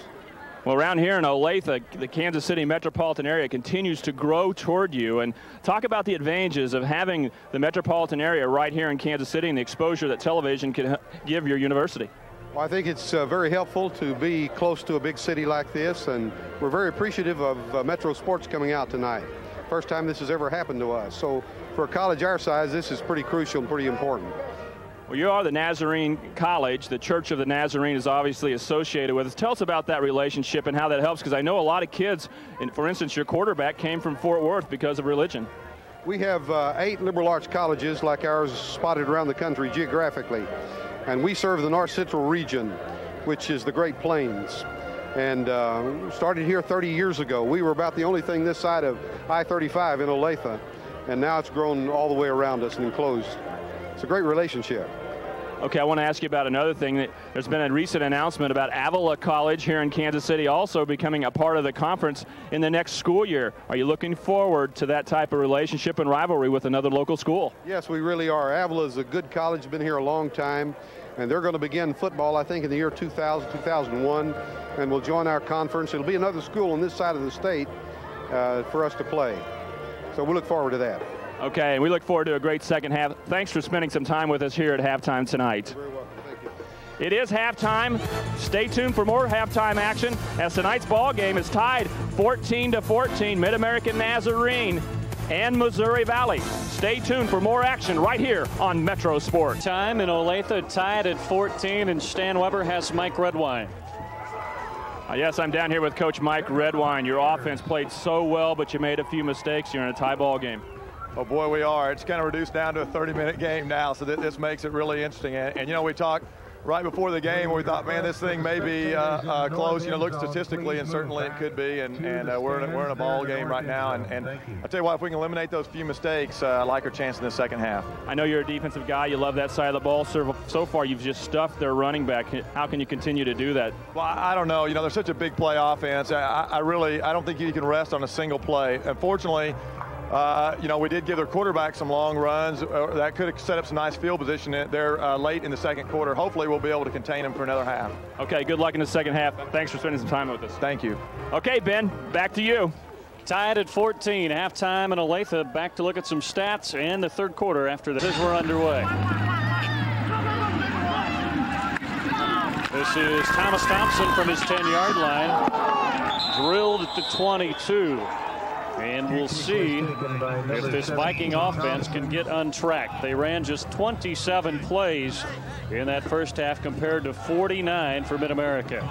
And a struggle, JC, in that first half for that guy. Yeah, that's exactly right. He was not on page with his receivers, especially the leading receiver in the conference, Marion Clark. You see Cullen has only 12 yards passing in that entire first half, and we'll see what kind of adjustments they made at halftime to get him untracked. Clark has been held in check by Rory Johnson, a talented freshman cornerback out of Fort Worth, Texas. Those two will probably be matched up throughout much of the second half. Nothing doing on first down for the Vikings. As they handed it off to Walton, he's yet to get loose except for the one short touchdown run. And you can see the Pioneers right here picking up right where they left off, doing a good job of playing team defense, coming up on the support and keeping good angles and allowing the inside pursuit from those linemen to come down the line and make the play. Comes the reverse. Big hole off the right side, but it closes quickly. Douglas makes the tackle. Jonathan Douglas, the defensive end, made the stop. It have a penalty flag down. Hawaii, the ball carrier, flag on the play. Ball was carried by Edwin Kawhi, a freshman out of Hawaii. Several Hawaiian players on this Viking roster. And the holding penalty will back him up. And see, that's not the way you want to start. And you'll see this receiver right there. He is the guy that's going to get calls for holding if you just watch him. You see right here, he goes down and tries to cut, but instead of cutting, he actually tackles him. Whenever you get those arms wrapped around the legs of those defenders, they're going to get you. That is not what the Vikings wanted to do to start this second half. They really need to get something going offensively. The first half, they could not get untracked. They only had 27 plays, and they really need a big series here. 2nd and 15. They'll run the reverse the other way this time with Joe Crane. And a hard hit there. Brandon Clausen, the strong side linebacker, who leads the team and tackles on the year. Got help from Brent Edwards, the free safety. Quarterback draw in this situation in the first half. Got a man over the middle right through the hands of Edwin Kawhi. And almost intercepted by number 16 for the Pioneers, Grant Dowd. The ball just goes right through his hands, and you can see Cullen's still struggling here. He just has that partial roll to the right and tries to hit the seam coming backside, but they do a great job of running underneath the receiver in that cover 2 zone and almost comes up with a big interception.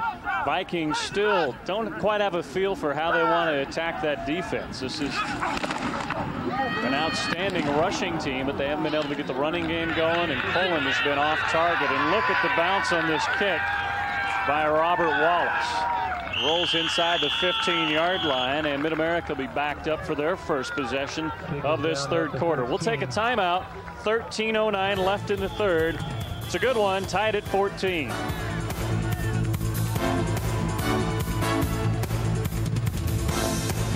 Tied at 14 as Jeremy Males goes back to work here in the third quarter. He was 12 of 22, throwing for 145 yards in that first half. Williams bounces off a tackler and streaks down the sideline all the way to the 37. The Vikings come up and play actually good run defense, but they don't wrap up the running back. You've got a guy like Mike Williams at 5'8" and 205 pounds. You've got to wrap this guy up. You see they just run the toss. And the Vikings actually have good pursuit right there, and they've got 2 guys right there. They hit each other and never wrap up Williams, who does a good job of staying alive and comes away with the big run. 23 yards on their first carry of the second half. As Nails will go to the air this time. Throws it into coverage. Almost had it picked off. A dangerous throw. That time by Jeremy Males. We've seen him get a little bit more erratic as the game goes along. Yeah, he almost threw that ball right to the Vikings. I mean, yeah, right to the Vikings. And watch him right here. He's going through his progression reads right here. He starts on the strong side, but now he starts to panic at the very end because he knows pressure's coming. So he just throws the ball away and actually almost throws it right to Scott Comfort, who was standing right next to his receiver. Whenever you start to feel that pressure and there's no one open, you've got to tuck it down and run or either throw it away. Male started the game 9 of 13, but just 3 of 10, and some erratic throws since then. As Jay Allen gets the carry on 2nd and 10. Allen had a solid first half as he carried 11 times for 52 yards, keeping that defense honest on that dive play up the middle for much of that first half. And they really started to play that dive much better towards the end of that first half. And it's going to be interesting to see what kind of adjustments they made at halftime. We knew that they were going to switch from the 4-3 to the bear and try to get guys moving around to confuse the offense, but it hasn't worked so far in that first half. From the shotgun, flanked by Allen and Williams gets the handoff, picking his way through the middle. He's going to be a yard, maybe 2 yards short of the first down. And MidAmerica will kick it away on 4th down now. And they stepped it up defensively, the Vikings have.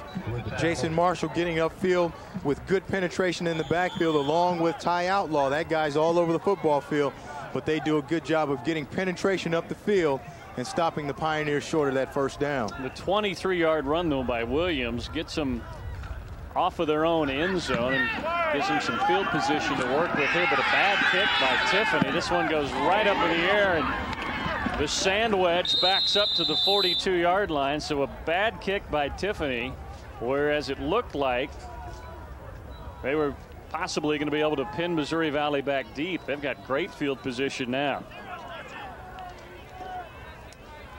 MidAmerica Nazarene University offers daytime and evening programs in 39 fields of study and 6-degree options. MidAmerica Nazarene shapes the intellect, paves the way for a rewarding career, and transforms you for a life of service to others.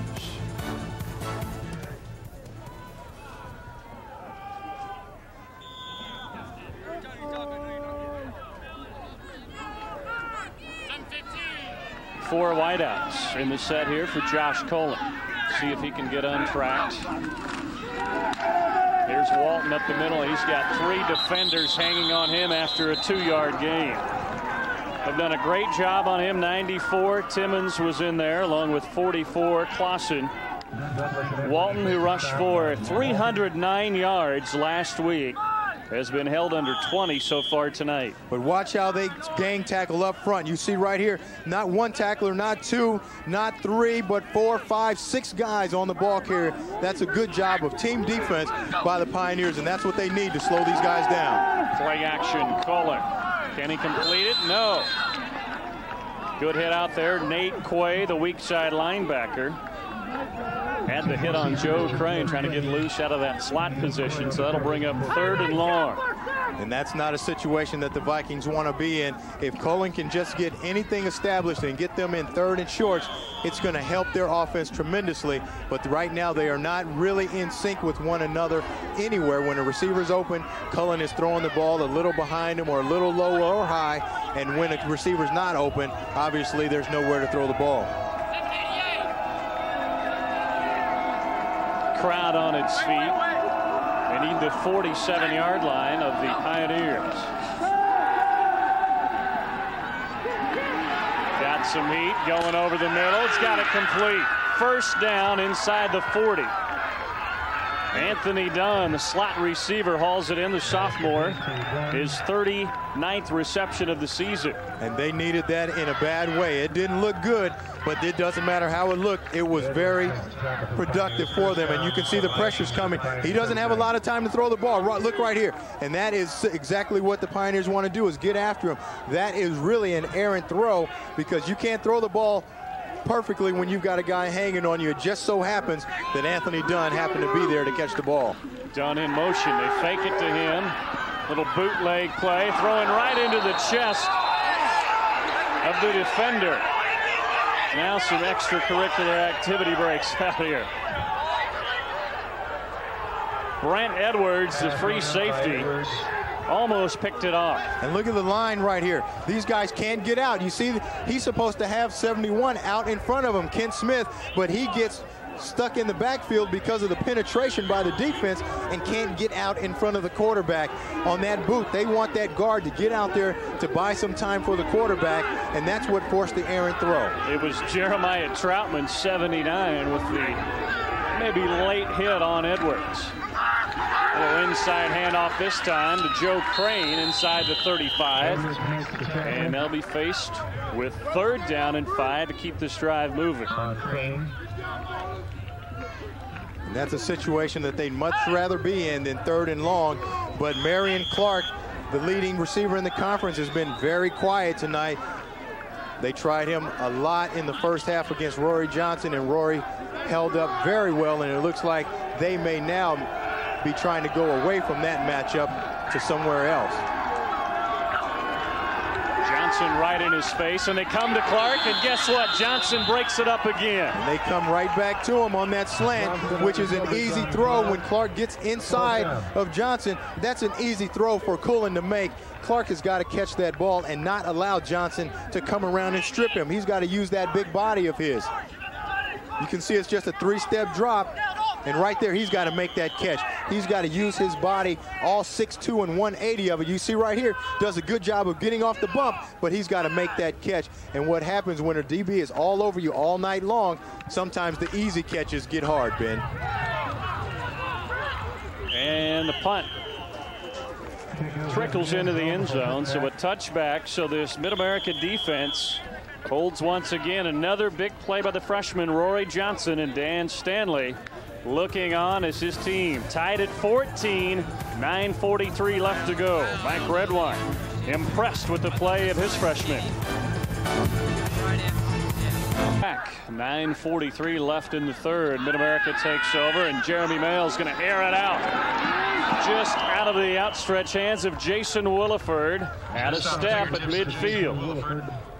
Let's go down to Stan Weber on the sideline. We've seen MidAmerica's defense play so well tonight, guys. They've actually struggled most of this season, but their head coach, Mike Redwine, has spent the last 2 weeks at practice with the defense. He's let the offense alone. He's put total focus on the defense. He's trying to gain their attention and say, guys, we need to improve. So far tonight, it's worked well. A huge turnaround for that defense that ranks near the bottom of the conference. Just totally shut down that running game. Williams, big hole up the middle. 1st down to the 37. Mike Williams carries. And that's exactly what they ran that first half so successfully, is just that quick dive up the middle. And as we talked about, they will just spread you out, and you've got just that one inside backer right here. And look at the lead block by number 77, Scott Campbell. And then from there, Mike Williams just has to make one move around him, and it's home free, and he's in the secondary deep. And I tell you, as we talked about in that first half, you cannot defend that play with just that one inside backer, because you've got that tackle folding in the middle through there. How about the job by Scott Campbell? He's just mauling guys up front tonight on that play. Pocket collapses, and Mails another strange decision there as he just tried to shuffle it ahead. Not a good falls decision. Incomplete. And not a good one either, Ben. Watching a little too much Jake Plummer or somebody, but you know, there's times when a quarterback just has to take a sack, and this is one of those times. You see the play's not open right there, so he tucks it and starts to run. You got to take that sack right there. You can't throw that ball up for grabs. That's what got him in trouble in that first half, and you can see very nearly got him in big trouble again.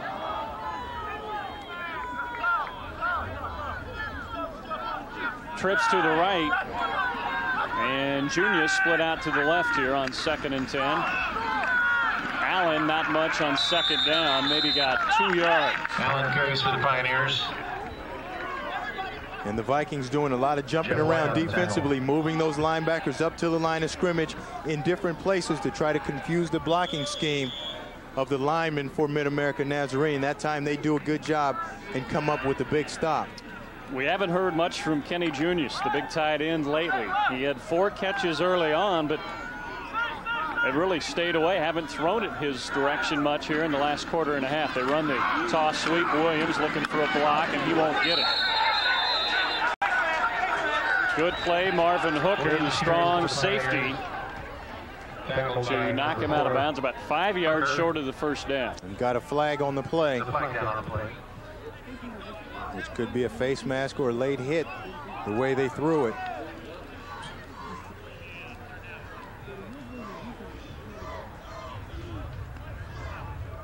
Officials still discussing it as Dan Stanley waits to find out what the call is going to be from the other sideline. And it will go against Missouri Valley.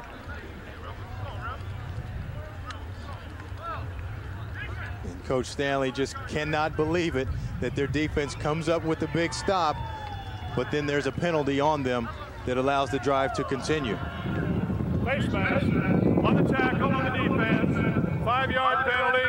We're going to measure to see if it creates a first down. Just the 5-yard variety, but this may be enough for the first down as he brings the sticks in. And you can see right there, you cannot have your hand anywhere near the face mask or the front of the helmet of the offensive player, and that gives them a first down, a big first down, Ben, because they had them stopped short, and now they get to keep the ball and continue on the drive. Keep that play right there in mind. 8:26 left to go in the third quarter. The drive continues here because of the face mask penalty.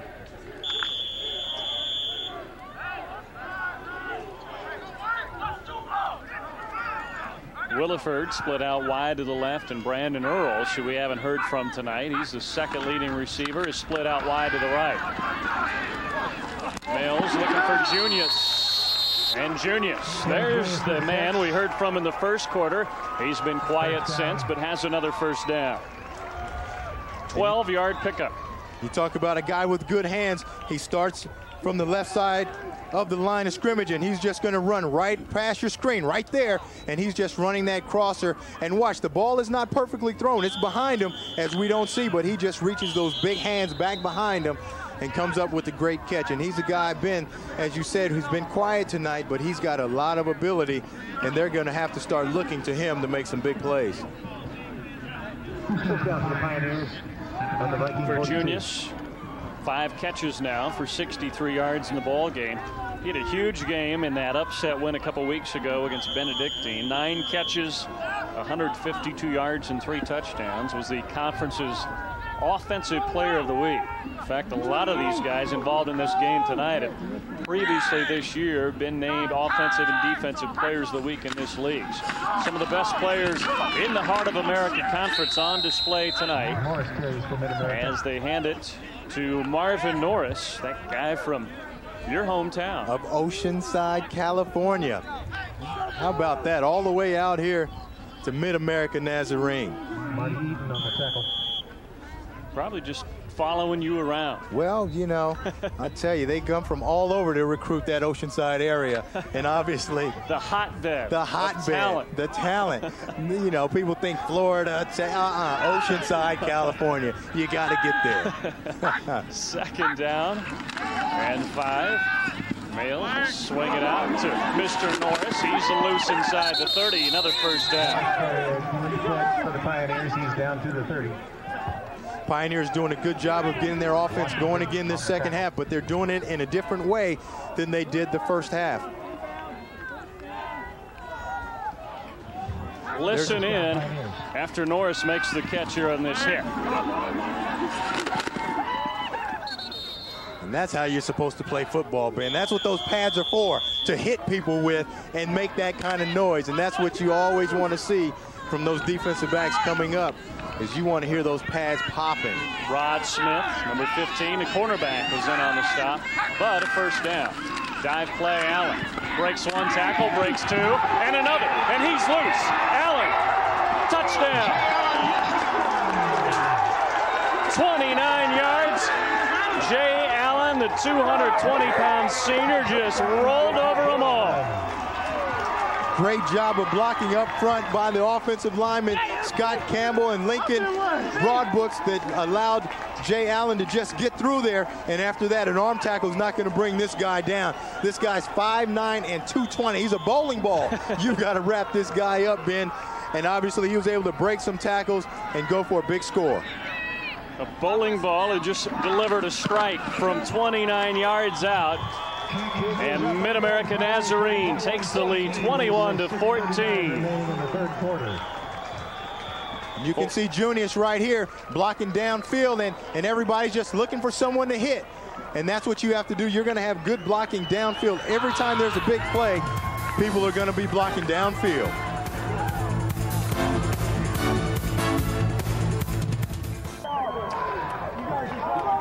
Jay Allen, his second touchdown of the night, gives his team a 21-14 lead. As Thompson struggles with the kick return, and he's drilled back at the 15-yard line. Good coverage by the Pioneers.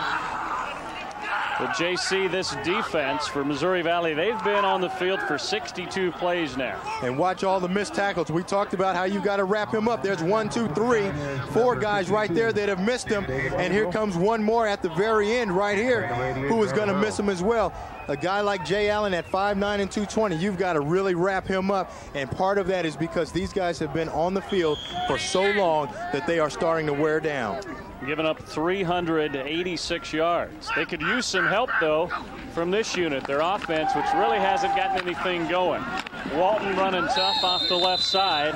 Good yardage on first down, but figure they've got to get Walton involved in this offense. He's been held to about 25 yards tonight, and he's the 4th leading rusher in the conference, over 1,000 yards on the season, just to give their defense a rest, if nothing else. That's exactly right. They really have to get him the ball a lot. You see he's got 25 yards on 8 rushes, but with the way that the quarterback Coolin is playing right now, he is not really on top of his game, so the running game has got to be the thing that gets these guys through this ball game. Fade route. Oh, what a grab. Catch. Terrific catch by Rob Hardy, the backup tight end. And that'll always help a struggling quarterback. Whenever you're struggling and you get a receiver that can make plays like that, that is a tremendous confidence booster. He's got a defensive back hanging all over him, and he just lays out. It's just a 3-step fade, and you see he puts air under the ball, and look at him fight for that ball and just reach out there. That is a tremendous grab by a very good receiver, and that is definitely a play that can help change the momentum for the Vikings. The passing game has really struggled tonight, but as you said, maybe the play by Hardy gives this team a lift as they move out near midfield. 25-yard diving reception by the freshman out of Mobile, Alabama. He's also the backup place kicker. How about some of the catches we've seen by these place kickers tonight? Now another diving reception by Marion Clark this time, and he has his first grab of the night.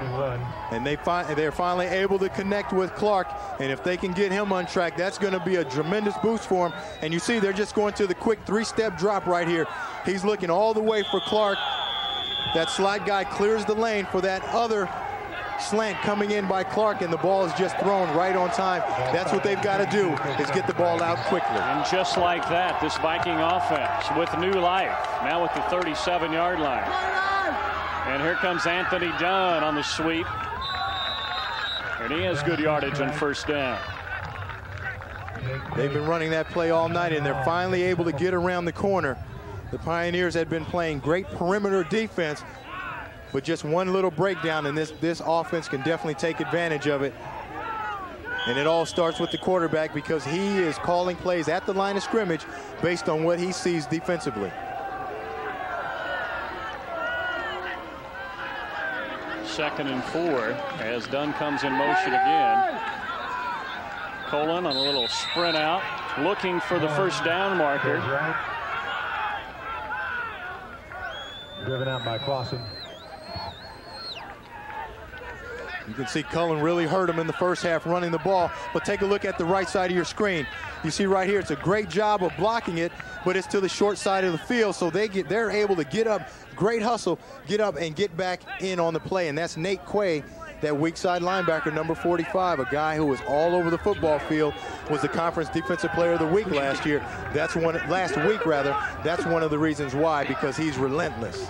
And just forced Colin out of bounds, about a half-yard shy of the first down. Crowd on its feet as we move inside 5 minutes. Colin's been terrific on the ground, and just now trying to heat up through the passing game as well. He was 3 of 17 before this drive started, but a couple of big connections on this drive with Hardy and Clark. 3rd and short. They snap it as the defense looked like they moved as first down yardage, but let's wait and see what the penalty flags are going to be. Flags down on the play.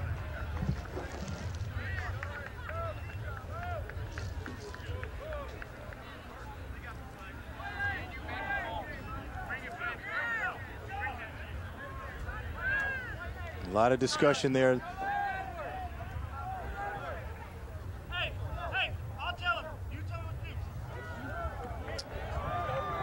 So it'll be a first down either way as we take a look at the movement. You see the movement right here. And if you can see Cullen's head right there, he does a good job of varying the cadence. On the defense, 5-yard penalty, brings up first down. Which draws the defense off sides.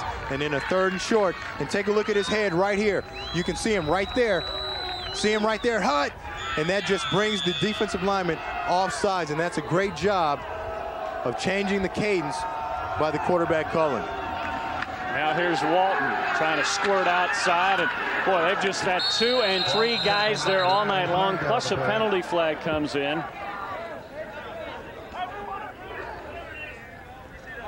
Brent Edwards along with Ken Allison up to make the stop.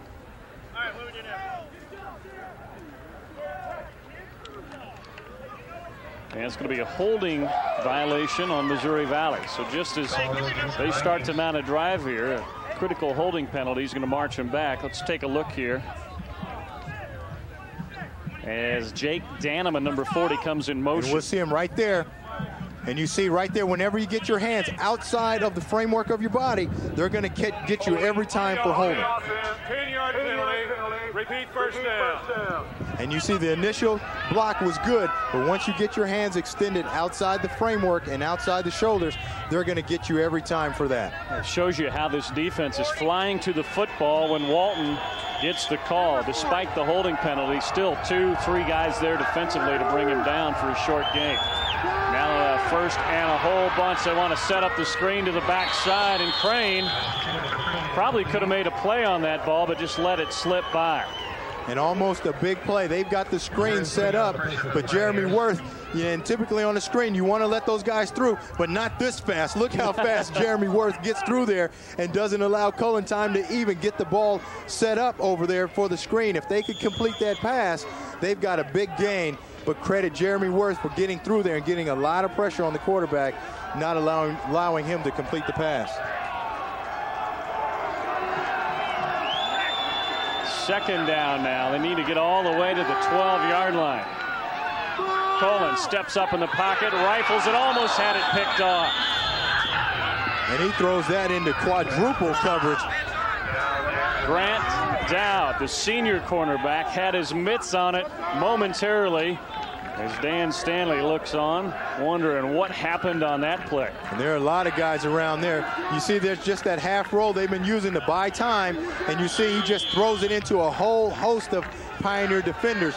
You can see right here, you can't even see the receiver because there are 3 blue jerseys all around him. Not a good decision by Cullen, but when he's feeling that pressure, he's just trying to get the ball out of his hands as quickly as possible. There's the 3rd down conversions. Brutal tonight for Missouri Valley, just 1 of 9, and they need 20 yards on this 3rd down play. They're going to try and set up that screen again, but it breaks down. Now Cullen will tuck it away and run. Hammered down at the 20-yard line. He does pick up maybe enough to get him in within field goal range. And he just gets whatever he can out of it. They try to set up the screen. But like we said earlier, you've got to slow down those guys up front, at least get a hand on them. But these guys are just pouring through and does not give him time to even set up the screen. So he runs the ball where the screen was supposed to go anyway. He figures, I've got some blockers out there, I might as well run it that way, and gets as much as he can. 14 yards on the scramble, and Cullen does give him field goal range here as Joe Park will be on to attempt this one from 37 yards.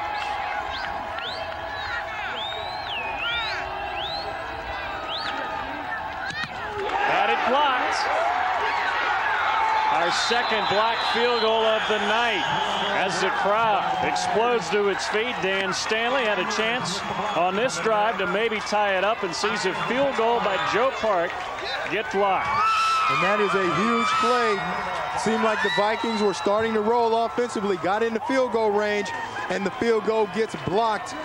And we can see it coming right here. I think it's going to be Brandon Earls, 88. Right there, coming around the corner. Number 88, Brandon Earls. Six-foot receiver just uses his speed and gets around the corner. And you can see nothing more frustrating for a coach than to see penalties and then see your team get a field goal blocked. And Earls, the wide receiver, back in on offense this time. Little inside handoff. Williams picking his way through the middle, and he's out across midfield. Mike Williams carries to the 50. And that play has worked for them all night, Ben. You've got to credit this offensive line with Rodden, Papard, Abels, Broadbrooks, and Campbell. Those guys are getting it done up front. As you can see right here, and the lead block by Jay Allen. I mean, they are just mowing down Viking defenders. That gives Mike Williams a lot of room to run up the middle, and he's hitting that hole quickly like you want to see a running back hit it. Williams having a big third quarter. And this defense, Missouri Valley, showing signs of wearing down a bit. They've been on the field much of the night as Allen catches one in the flat and steps out at the 47-yard line. Good decision by Males, just getting whatever the defense will allow him to get. They actually had a receiver running downfield that wasn't open, so instead he just looks at his outlet, the fullback, who just runs to the flat. And you see he's looking downfield, there's nobody there, so he just throws the ball right to the flat and gets whatever he can with Jay Allen. Updated numbers on Mike Williams. He's got 14 carries for 92 yards, and most of those coming here in this third quarter. And Allen just tripped up as he crosses the 45. Tackled by Brown. In fact, at halftime, Mike Williams had just 29. So the bulk of that yardage coming in this third quarter. Take a look at Jacobs at the bottom of the screen right here, just fighting off the blocker to make that play. And if he doesn't make that play, that's another big gain for the Pioneers. The Vikings defensively are very tired. They've been on the football field a very long time. Continuing to rack up big numbers. Now over 400 yards of offense for the night. Here's Williams, sidesteps the defender, has a first down and more. No, he stepped out of bounds. Almost broke it to the house, but Williams, a nifty move on the sideline to pick up the first down. At the 35-yard line of the Vikings. And that's a screen that they're using also to let that front guys, you see, they're just letting those guys up front come in. He just throws it to Williams. But look at the block down there by Jeff Rodden. Those linemen are getting out and making blocks, and you see it right there. And that's what makes the play. He is out there blocking a cornerback, number 15, Rod Smith, that allows Mike Williams to turn that ball up and almost scores a touchdown. 11 yards and a first down on the screen pass. Offset eye. Williams, the deep man. Option play. Good block from Allen. Stays on his feet. Looking for the end zone. Touchdown. 34 yards, and Mike Williams slashing them up in the third quarter. And this defense is extremely tired, and you can always tell when the defense gets tired because they start missing tackles. They don't wrap up. They don't get in great position, and that's what happened on that particular play. Give the Pioneers a lot of credit because they know they're tired, so they're hammering the ball right at them. And you can see Mike Williams is having a big night so far. 98 yards in the third quarter alone. Nice job. So it was Allen, the fullback, on the last drive, breaking loose, and this time it's the tailback Mike Williams. Houchin on, bangs through the PAT, and the lead has grown to 14. Minute 47 left to play in the third quarter, and Mike Williams has given MidAmerica a 28-14 lead. And here's the touchdown. It's just a little option play, and you see they make Males pitch it quickly, but look, there's one missed tackle. The cornerback, Rod Smith, doesn't give it full effort, and from there, it is off to the races, and you can see even Mike Williams knows it, and he just slows down at the end. But that is a good job of the Pioneers by staying very aggressive offensively and pounding the football at the Vikings. What an impressive game plan tonight by Mike Redwine, and he had his team ready to play. This is a team, really, JC, they've played like their backs been to the wall. They know they need to win this game to keep their playoff hopes alive. They already have 2 losses in the conference. That's exactly right. And on that scoring drive, as we saw, 5 plays, 71 yards. It only took them 1 minute and 22 seconds to go all the way down the football field and score a touchdown.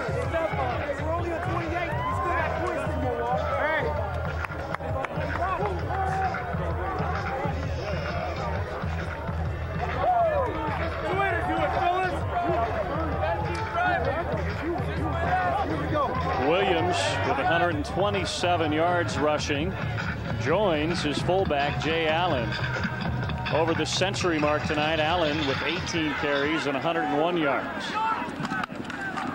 Thompson from his 20-yard line trying to break free and dives ahead of the 29.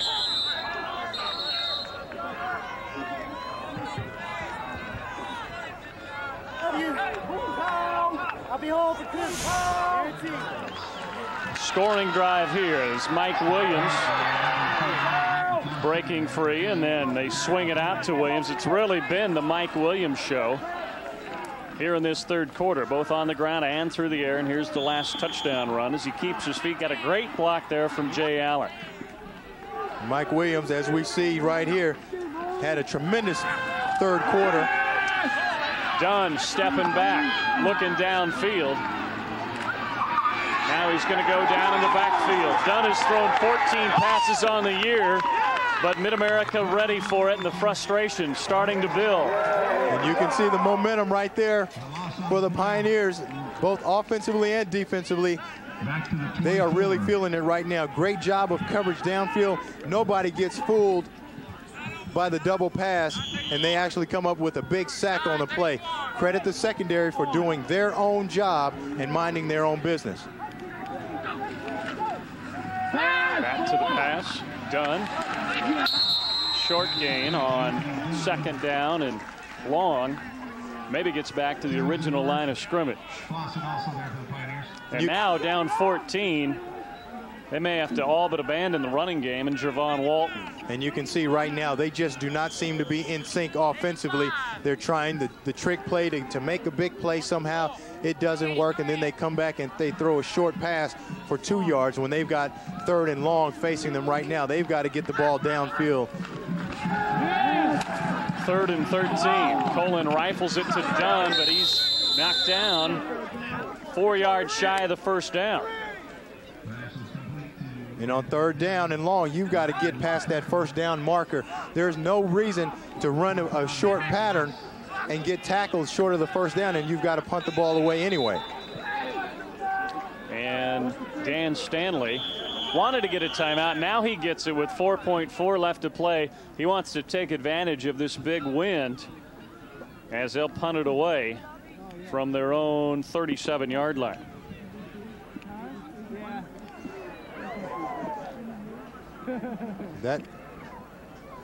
That's a good decision by Stanley, because they want to try to get this ball deep into Pioneer territory to make that offense have to drive the long field, because they know that they've had a lot of problems stopping them thus far, and if they give them good field position also, it makes it that much more difficult to stop them.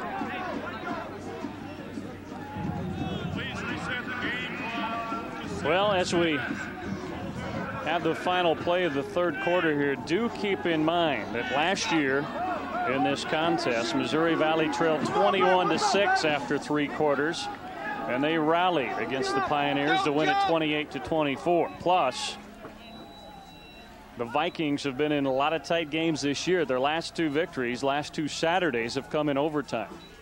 So if they can get a score, get back into this game, they're certainly far from out of it. This is a veteran team that's won 7 games in a row, but they may have run into a buzzsaw tonight. MidAmerica has been very impressive from the opening play.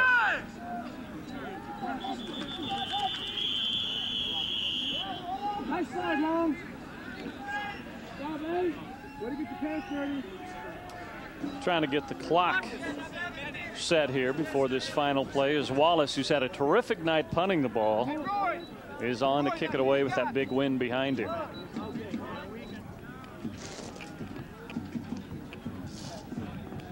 The Pioneers have MidAmerica Nazarene taking absolutely no chances on this. They are expecting fake the entire way. They don't have anyone with their hand on the ground. All 11 players are standing up looking at the football at the snap. Deep man is Matt Essex.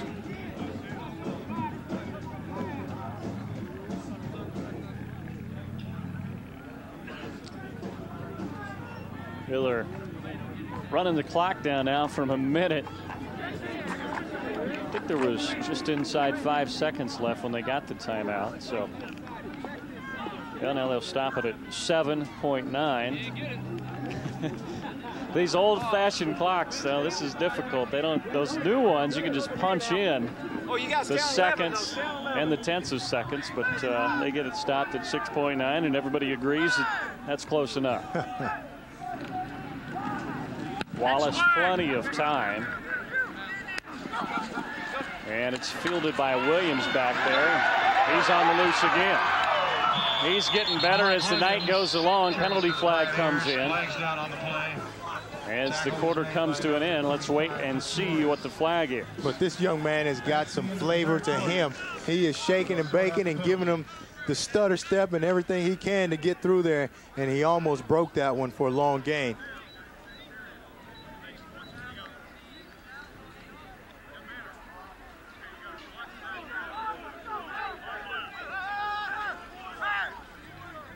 And here's the signal from our referee. With block in the back on the return. So what looked like was going to be excellent field position. This will work out to Missouri Valley's benefit as it's going to back up the Pioneers. Well, they'll start their drive, begin the fourth quarter.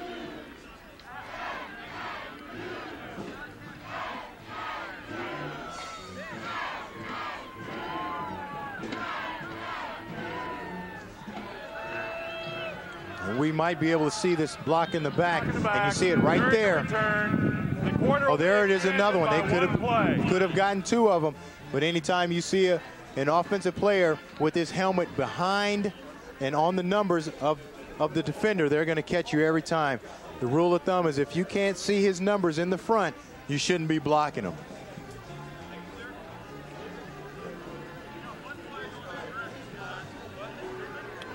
So Mike Redwine looking on, and got to be impressed with the way he's had his team prepared tonight. Coming off that heartbreaking loss last week to Lindenwood by a point. Had his team ready to play tonight to take on the number 10 team in the nation, a team that has rolled through the Heart of America Conference and sits atop the conference standings with a 6-0 record. Redwine's team coming in at 4-2 and in need of a victory tonight. So here will be the final play of the third quarter.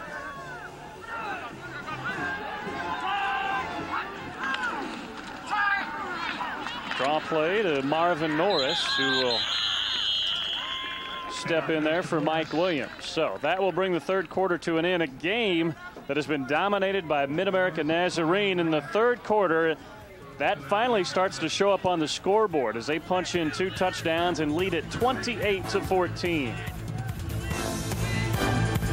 And welcome back to Pioneer Stadium in Olathe. Ben Boyle, J.C. Pearson, Stan Weber with you. 28-14. Some of our younger fans enjoying the action tonight as we start the fourth quarter. And they're going deep. They're not going to sit on this lead.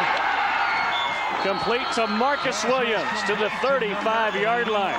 And we saw that earlier in the first half, and Marcus didn't come down with the catch, and they come back to it in the second half, and he comes down with a big play on the post, and he just uses his speed. You see the play action, and he just has all the time to throw in the world. Marcus Williams just runs away from the cornerback, Joe Evans, and comes down with this catch. You can't throw that ball any better than Mayles put that one. 44 yards on the first play of the first quarter. And maybe caught this Viking defense, which has got to be worn down. That's the 69th play now they've been on the field for. Mayles quarterback draw straight ahead.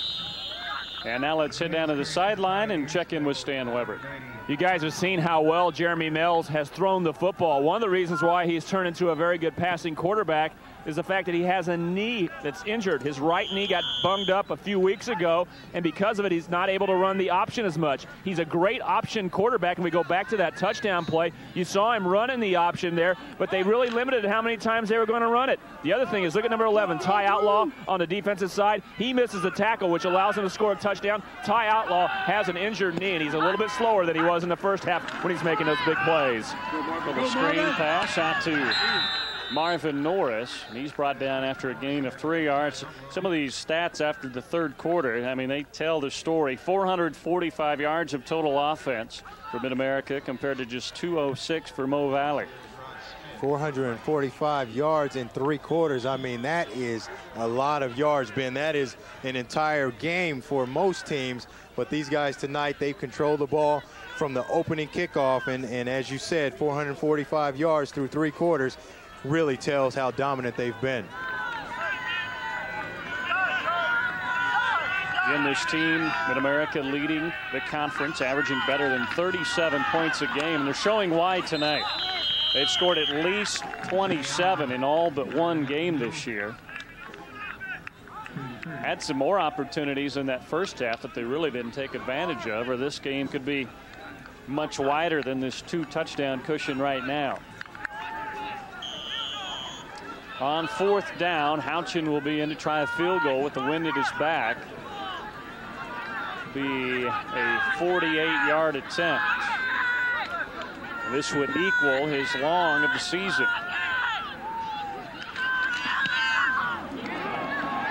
It's long enough, and it's good. Jake Houchin with plenty of leg. Long enough is an understatement. Man, that thing was shot out of a cannon and probably would have been good from about 58. Got it up in that jet stream. Houchin extends the lead to 17.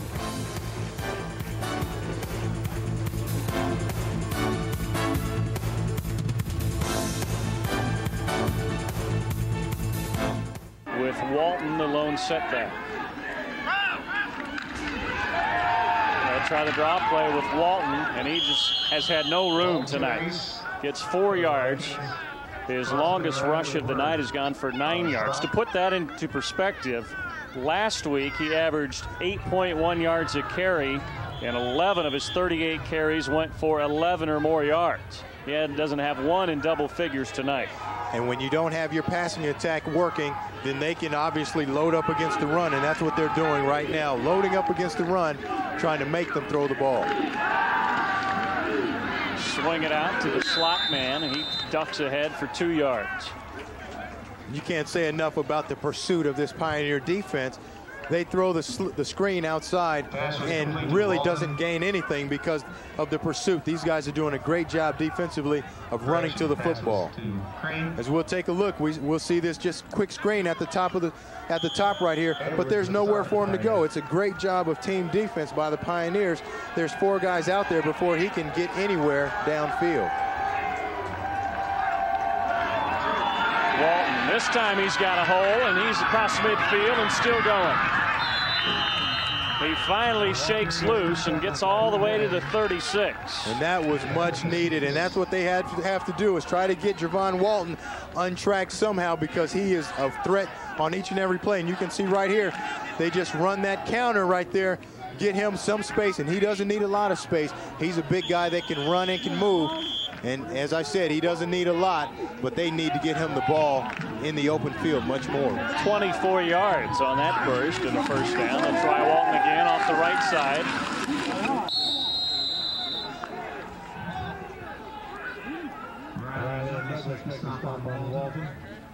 Sam Riley, the strong safety, was there with a couple of his teammates to bring down Walton for a short gain on first. They're doing a good job now of starting to run the ball, but it may be a case of too little too late. They've got 10 minutes left in this ball game, and they've got to get some points on the board quickly. Approaching the 10-minute mark. Play action. Colin going deep over the middle. Great coverage out there by Jerome Long, the cornerback, a junior out of Salina. And Jerome has made some good plays as well in coverage so far tonight.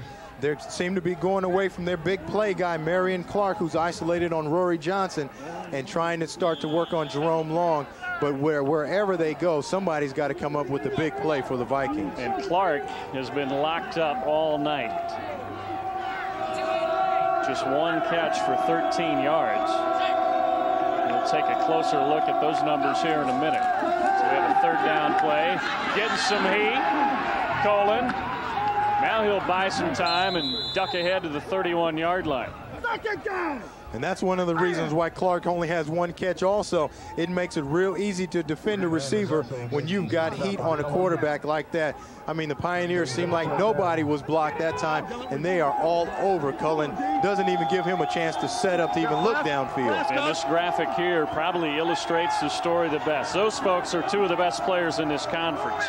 Walton, who had been totally shut down until this drive, and Clark with just one catch for 13 yards. So a fourth down play. Colin has time and knocks away. Rory Johnson there again. Clark, though, probably should have had it. And there again, Rory Johnson does a good job in coverage. He's man on man against Marion Clark. And as I said earlier, when you've made some plays against the guy and you are always around him, he starts to feel you and he drops passes that he should make. You see right here on the dig, that is another pass that Clark should make. He's got to use his body and come back and make that catch, but he's used to Johnson being all over him as he's been all night and doesn't come down with the ball. And there's Johnson again. And he is fired up because he's having a tremendous ball game covering the conference's leading receiver. Yeah, tremendous, maybe an understatement. Unofficially, we have Johnson with 9 passes broken up in this game. Are you kidding me? That's more than most guys have in an entire season. And he's playing against, as we said, the leading receiver in the conference, and he's playing him man-to-man. Wow. That may be an any league all-world all-time record right there. 9. You never had 9 in practice, did you? Not even close. I've had receivers catch 9 balls on me, but I haven't had 9 breakups. So give Rory Johnson right there. That young man has played a tremendous ball game and really may have made all conference off this one game. Yeah, exactly. You'll send word to the league office that this guy will certainly be a candidate for Defensive Player of the Week in the league and first team all-conference honors. What a game he has had tonight.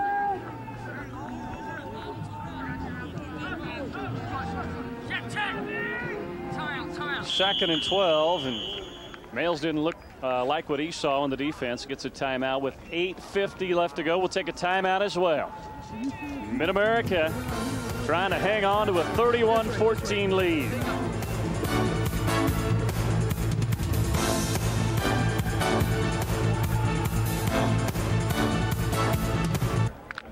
31. Conference's leading receiver. Yeah, tremendous, maybe an understatement. Unofficially, we have Johnson with 9 passes broken up in this game. Are you kidding me? That's more than most guys have in an entire season. And he's playing against, as we said, the leading receiver in the conference, and he's playing him man-to-man. Wow. That may be an any league all-world all-time record right there. 9. You never had 9 in practice, did you? Not even close. I've had receivers catch 9 balls on me, but I haven't had 9 breakups. So give Rory Johnson right there. That young man has played a tremendous ball game and really may have made all conference off this one game. Yeah, exactly. You'll send word to the league office that this guy will certainly be a candidate for Defensive Player of the Week in the league and first team all-conference honors. What a game he has had tonight.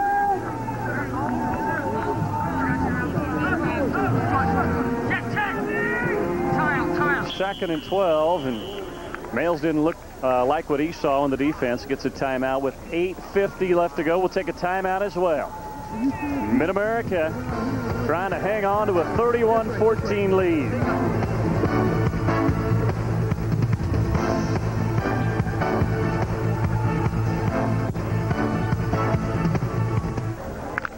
31-14 with 8:50 left to go in the fourth quarter. Hope you're enjoying this battle in the Heart of America Conference tonight. Ben Boyle, J.C. Pearson, and Stan Weber with you. And Males will keep it on the ground, tuck it up inside on the option, keep the clock moving. That's exactly right, Ben. You're going to see a lot of runs now from the Pioneers. They want to keep this clock moving because the clock is definitely their ally. Not only are they ahead 31-14, but the more time they can run off this clock and get out of here with the win, the happier they'll be. MidAmerica came in averaging 397 yards of total offense, but they have blown by that standard tonight.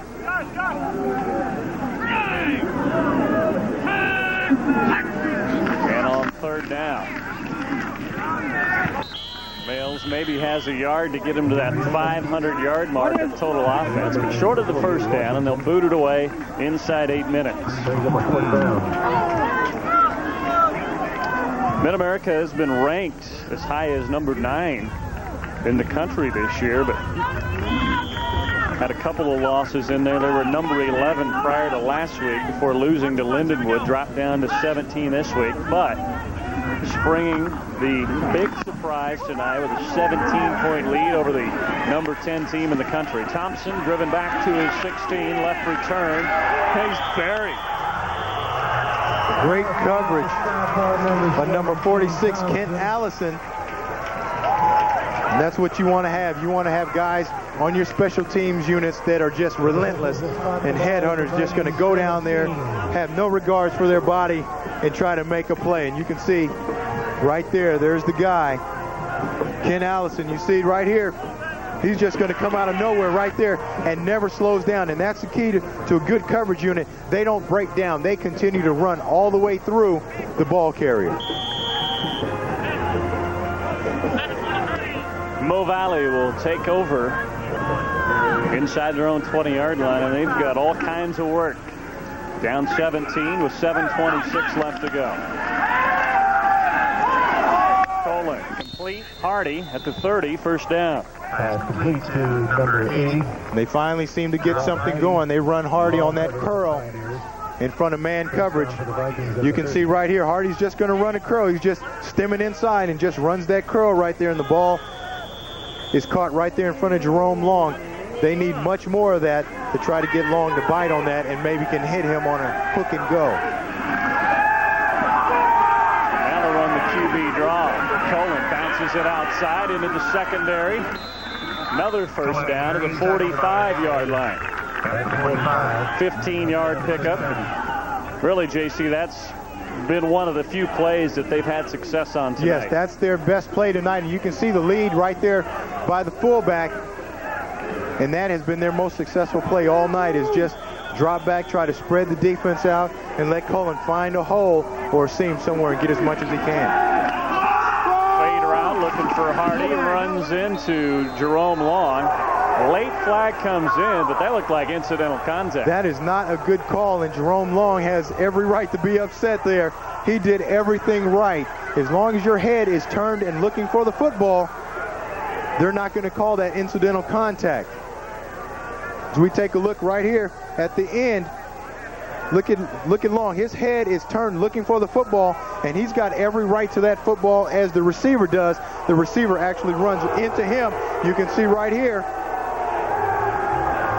And that is just incidental contact. And the pass appeared to be well overthrown, even if there wouldn't have been any contact. I don't think Rob Hardy had any chance for it. But nonetheless, pass interference. And that's one of the hazards of playing that position. I could hear the disgust in your voice. On the defense, at the spot, first down. We'll take another quick look at it, and you see right here, he maybe gets that arm on him a little early, but he's got every right to that football, and as long as he's turned around, he can do that, but that is just a judgment call by the referee. Walton on the draw play, he's tripped up after a gain of 2. Brandon Clausen on the stop also there for the Pioneers is number 92. Vikings came in here at 6-0 in conference play. They'll wrap up their conference season with 2 home games. They host Lindenwood and Baker, trying to roll through the Heart of America Conference undefeated, but down 17 here in the fourth quarter. Colin steps back, now going deep for Hardy again. It's Hardy and Long. This time, no flag. Hardy intended to receive. Another good job of coverage by Jerome Long. Out there on Hardy, they try to go back to what has worked for him so far, and that's just throw the ball up to Hardy and let him either catch it or try to draw an interference penalty. And you see Long here, he's doing a good job of running, and he's got to be careful of that hand right there. He's got to be looking before he can get that hand on the receiver. They could have very easily got him on that one, and that was more blatant than the first one, but I think they didn't call that because the receiver was already out of bounds. That penalty is declined. Brings up third down. JC, you got to be impressed not only with Rory Johnson, but also Long has played well. These cornerbacks, they appear to be in position almost every time. Very fundamentally sound cornerbacks, and their coach obviously has done a great job with those guys. Here comes the slant. It's overthrown. Breakup number 10 by Johnson, but he wanted the pick. And maybe should have been a pick and a touchdown on that. And Johnson, every time the ball is thrown to his side, seems like he's getting a hand on it. You can see on the three-step slant, he's doing a good job of reading the quarterback. You see right here, he just breaks. The ball is not thrown well at all, and he actually should come down with that interception. But this guy is a magnet to that football. He's working on that pass breakup record. He just rolled into double figures. Colin is slippery in that backfield, and now he springs free. Steps inside the 20-yard line and picks up a first down. And he's been their most productive guy. They haven't been able to get anything established on the run or through the air, so Cullen has to do everything he possibly can. This breaks down, it's a pass, but again, he is doing everything he can, just pulls it down, and it comes away with a big 20-yard gain. Big fourth down play by the quarterback, Josh Kohler.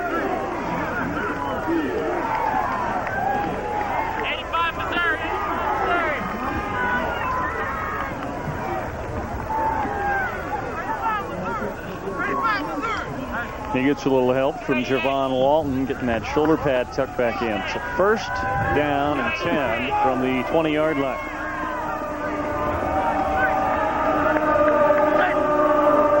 Colin about to go over 100 yards on the ground. Oh, here comes some heat. Colin still alive, now throws it away. Nate Quay had him in his gun sights and couldn't wrap him up. What a tough kid. I mean, he's taking shot after shot all night, and he keeps getting up. And you can see right here, he rolls to his left, so he doesn't see Nate Quay until the last second right there. And Nate Quay just doesn't get a square hit on him, and he just rolls out, and then he takes another hit by Nate Quay again at the end of the play. And I know he's feeling very battered and bruised right now, Ben, but he's doing everything he possibly can to get his team in the end zone. Yeah, give him some credit. Even though it's been a tough night passing, he has been scrambling around, making a lot of big plays just to give his team a glimmer of hope. Fade route, looking for a Hardy. Some more contact as he was working against Long. Well defended, though. Again, Long was right there. And what Long is doing so well against this fade route is getting his body in front of the receiver, so the receiver has to run through him. You can see it's just a three-step fade, but look at Long right here. Look at him get his body right there in front of the wide receiver, which is perfectly legal to make the receiver either have to come through him or adjust his route. That is a good job of running to the reception point and covering a fade by Jerome Long. Colin has a man open in the flat. Looking for the first down marker is Thomas Thompson. He's going to be just shy, so that'll bring up fourth down. Thompson making the catch. And there's no question here that the Vikings have got to go for it, but what they've got to do is get to the line of scrimmage much faster and get a play called. The time is definitely not on their side with 5 minutes and 20 seconds left in the ball game. They should be at the line of scrimmage with a play called, ready to go right now. Hardy is split out way wide to the right. You can't even see him in your screen, but they hand it off to Walton. And on second effort, he'll have the first down. And even though the clock stops on first downs, Cullen should have his team at the line of scrimmage calling a play right now. So as soon as they wind the clock, he's snapping the ball. A couple of fourth down conversions on this drive, but they need to get it in the end zone. We're inside 5 minutes now. And this will be first and goal. Crane in motion. They hand it to Walton. He's drilled immediately by Jeremy Worth and fights his way ahead for a few yards. The red zone is where Javon Walton is so tough with that big body, that 6 feet, 225-pound body. He doesn't need much to get in there. But what they've got to do is they've got to get on the line of scrimmage and keep giving it to him, because there's a lot of valuable seconds running off the clock.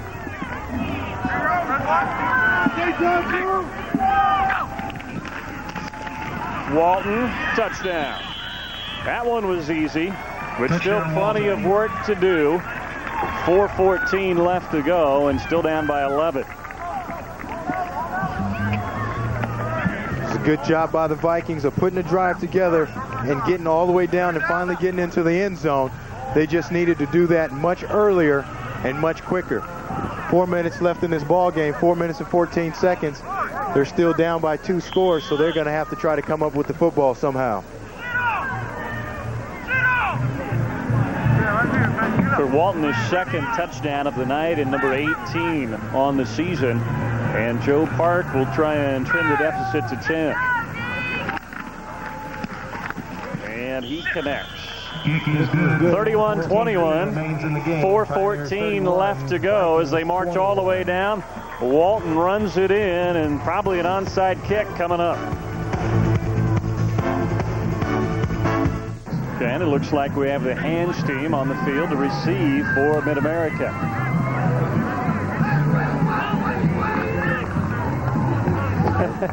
Look at that little setup there. There's no surprise there, huh? And picked up and going the other way is Brandon Clausen.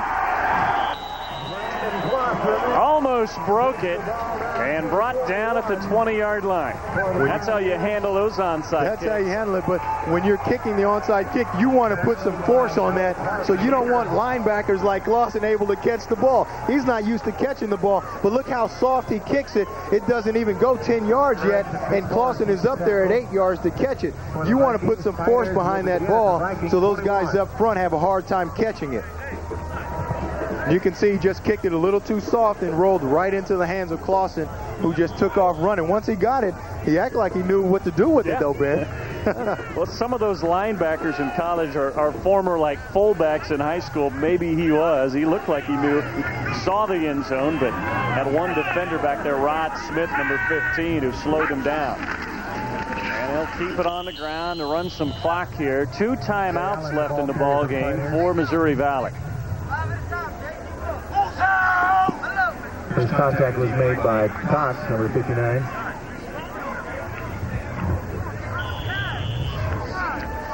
Dan Stanley, not much he can do right now.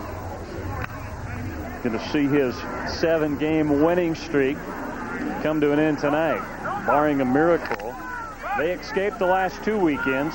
A couple of overtime victories, one over Evangel, one over Benedictine, but MidAmerica came ready to play tonight with their backs to the wall and in need of a victory. Males will stay in bounds, keep the clock moving. And that's the important thing at this point. Just stay in bounds and keep that clock moving. Even though it's 3rd down and long here, the ball will definitely stay on the ground to keep that clock moving.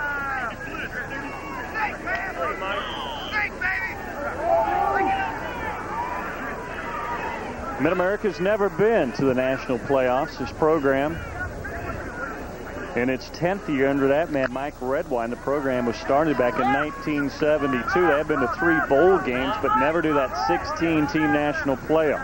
That's their goal this year, and this impressive win tonight will keep that dream alive. Toss sweep, and Williams back into the game. Fumbles it, and it goes out of bounds. He was trying to stay in bounds to keep the clock running, and then got hit and lost it out of bounds. And that was the turnover that the Vikings were looking for. Too bad they could not get to the ball before it got out of bounds. But you see Williams on the toss here. and he's just trying to get as much as he can and stay in bounds. And at the end right here, you see he turns it up to stay in bounds, and a helmet just hits the ball out of there. That is the type of turnover that the Vikings really needed. So they'll have 4th down and 2.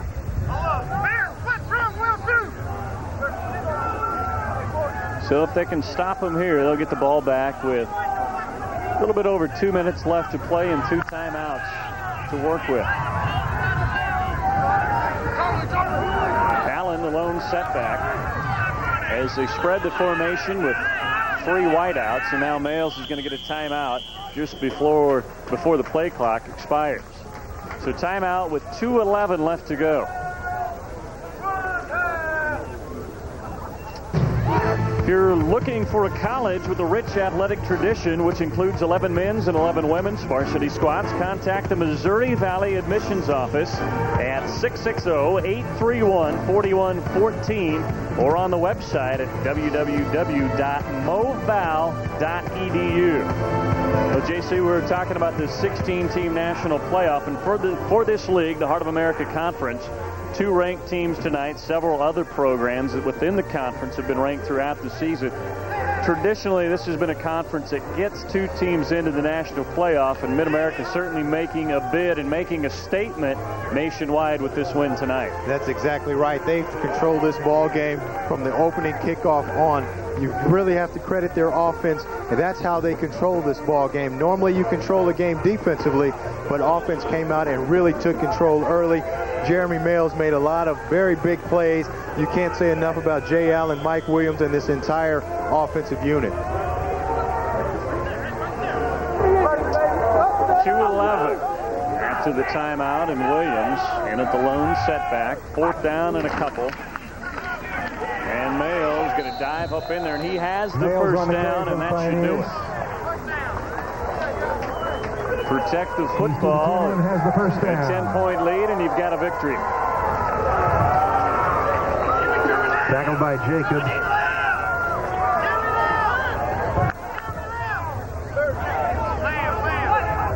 Well, for Dan Stanley, a disappointing defeat, but they still, despite the loss tonight, will still have a 1-game cushion in the Heart of America Conference. They came in at 6-0. Everybody else had at least 2 losses. Still 1 game ahead in that race for the conference title, but their opportunity to run through the league undefeated will fall short tonight on the road in Olathe. And it's very tough to do that in any conference, to run the table and go undefeated. What they've got to do is bounce back. Timeout blue. That is their 3rd sharp timeout. Show a lot of character next week and come back and try to rebound and get back on the winning track. You know, many times a loss about this point in the season is kind of a blessing in disguise. At this level where there is a national playoff, where 1 loss doesn't knock you out of the national title picture, sometimes a loss maybe just kind of heightens your senses. You get to regroup and get ready for that stretch run.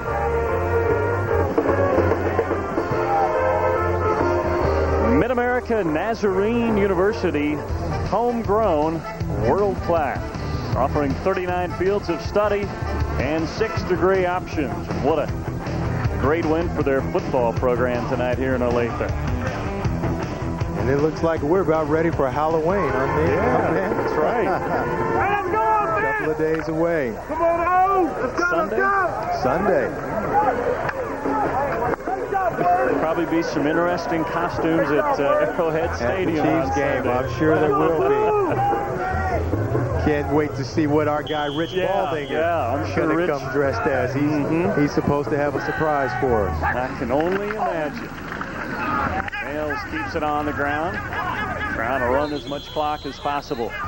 Jeremy Males carries for the Pioneers. They run the option, but there is no way that Males is going to pitch that ball and take a chance of turning that ball over. So he just keeps it regardless of what's there. Puts 2 hands around it and falls down to keep this clock running, or force the Vikings to use some timeouts. We talked about Missouri Valley's final 2 games for MidAmerica. They go on the road to Baker next week, a program that's always tough, and then back here on November 13th to host Graceland.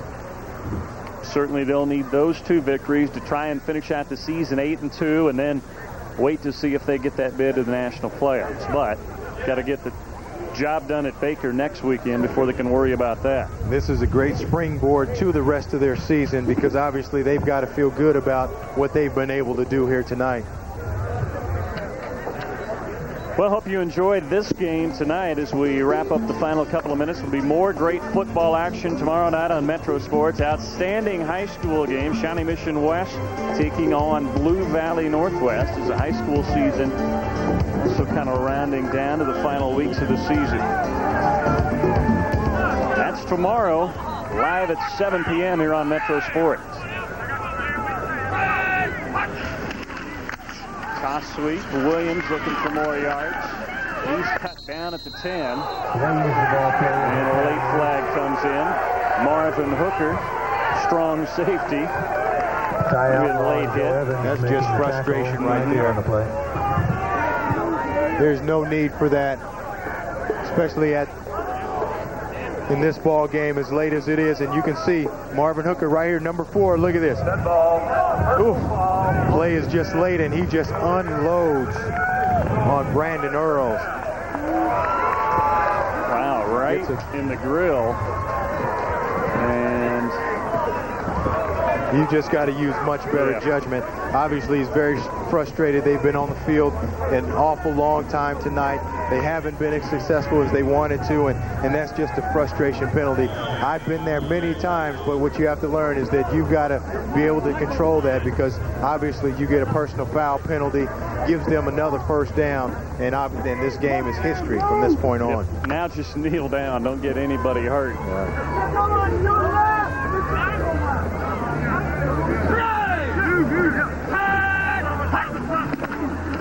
We'll run the sweep to Allen. He's looking for the end zone and gets down to the 1-yard line. Allen, the ball carrier for the Pioneers.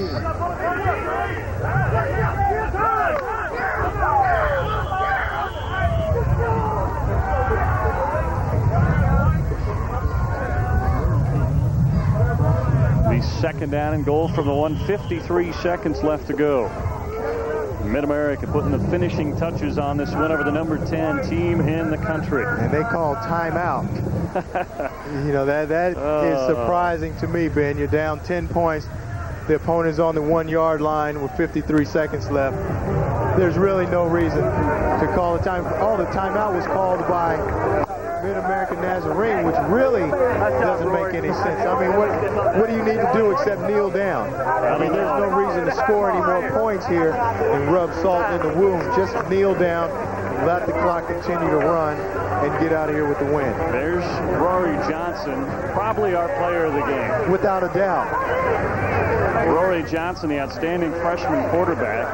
Last we checked, 10 passes broken up. I think that was more passes than Colin completed. Exactly, and that's huge for him. He put the leading receiver in the conference on ice, locked him up.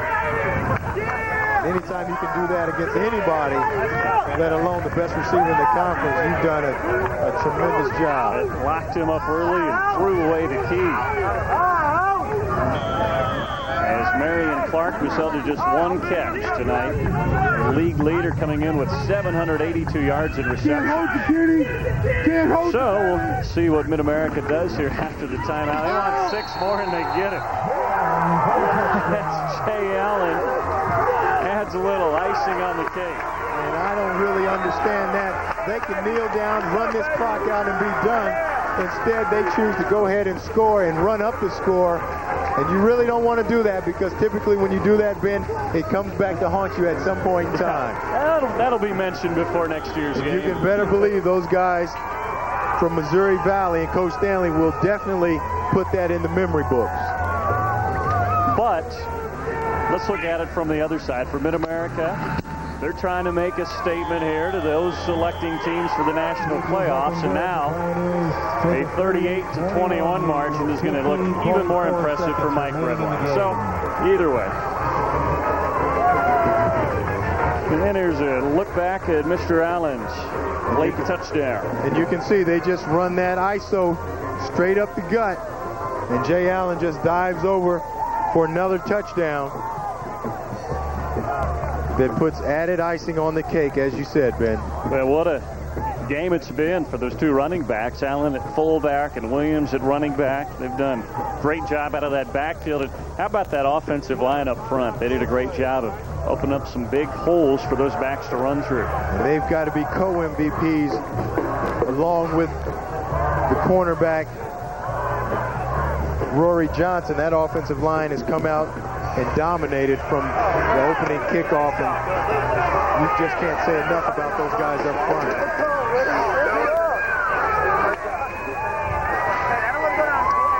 Let's see, I guess next Thursday, back to the MIAA, Emporia State and Missouri Western.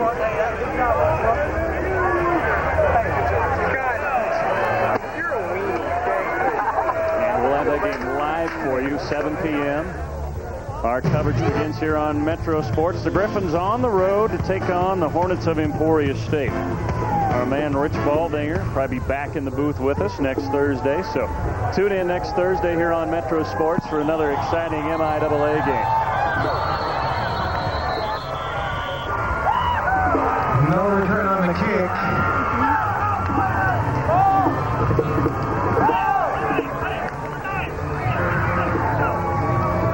Go through the uprights? I think it was pretty close. We'll see if the Vikings just come out and try to run this clock out. Don't risk getting anyone injured and get off the football field. Or if they're going to try to get some points on the board in retaliation for what the Pioneers just did to them. Which was probably in retaliation for that late hit by Marvin Hooker. So.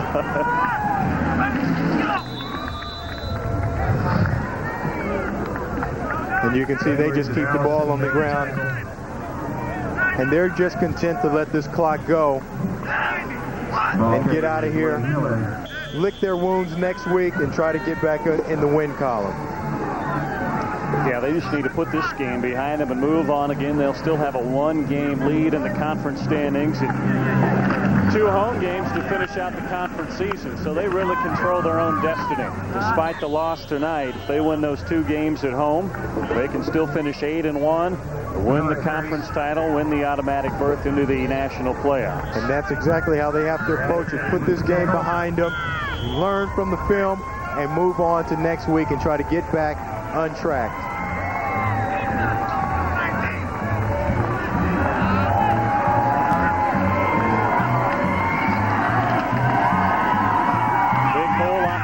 Side as Justin Zeal finally finishes off this final minute.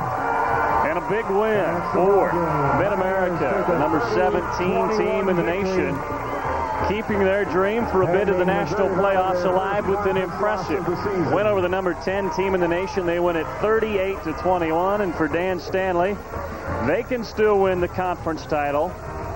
They control their own destiny, but not tonight. MidAmerica keeps their hopes alive, and they win it tonight, 38-21. Back to wrap it up after this. Win, MNU moves to 5-2 on the season. Missouri Valley is at 6-1.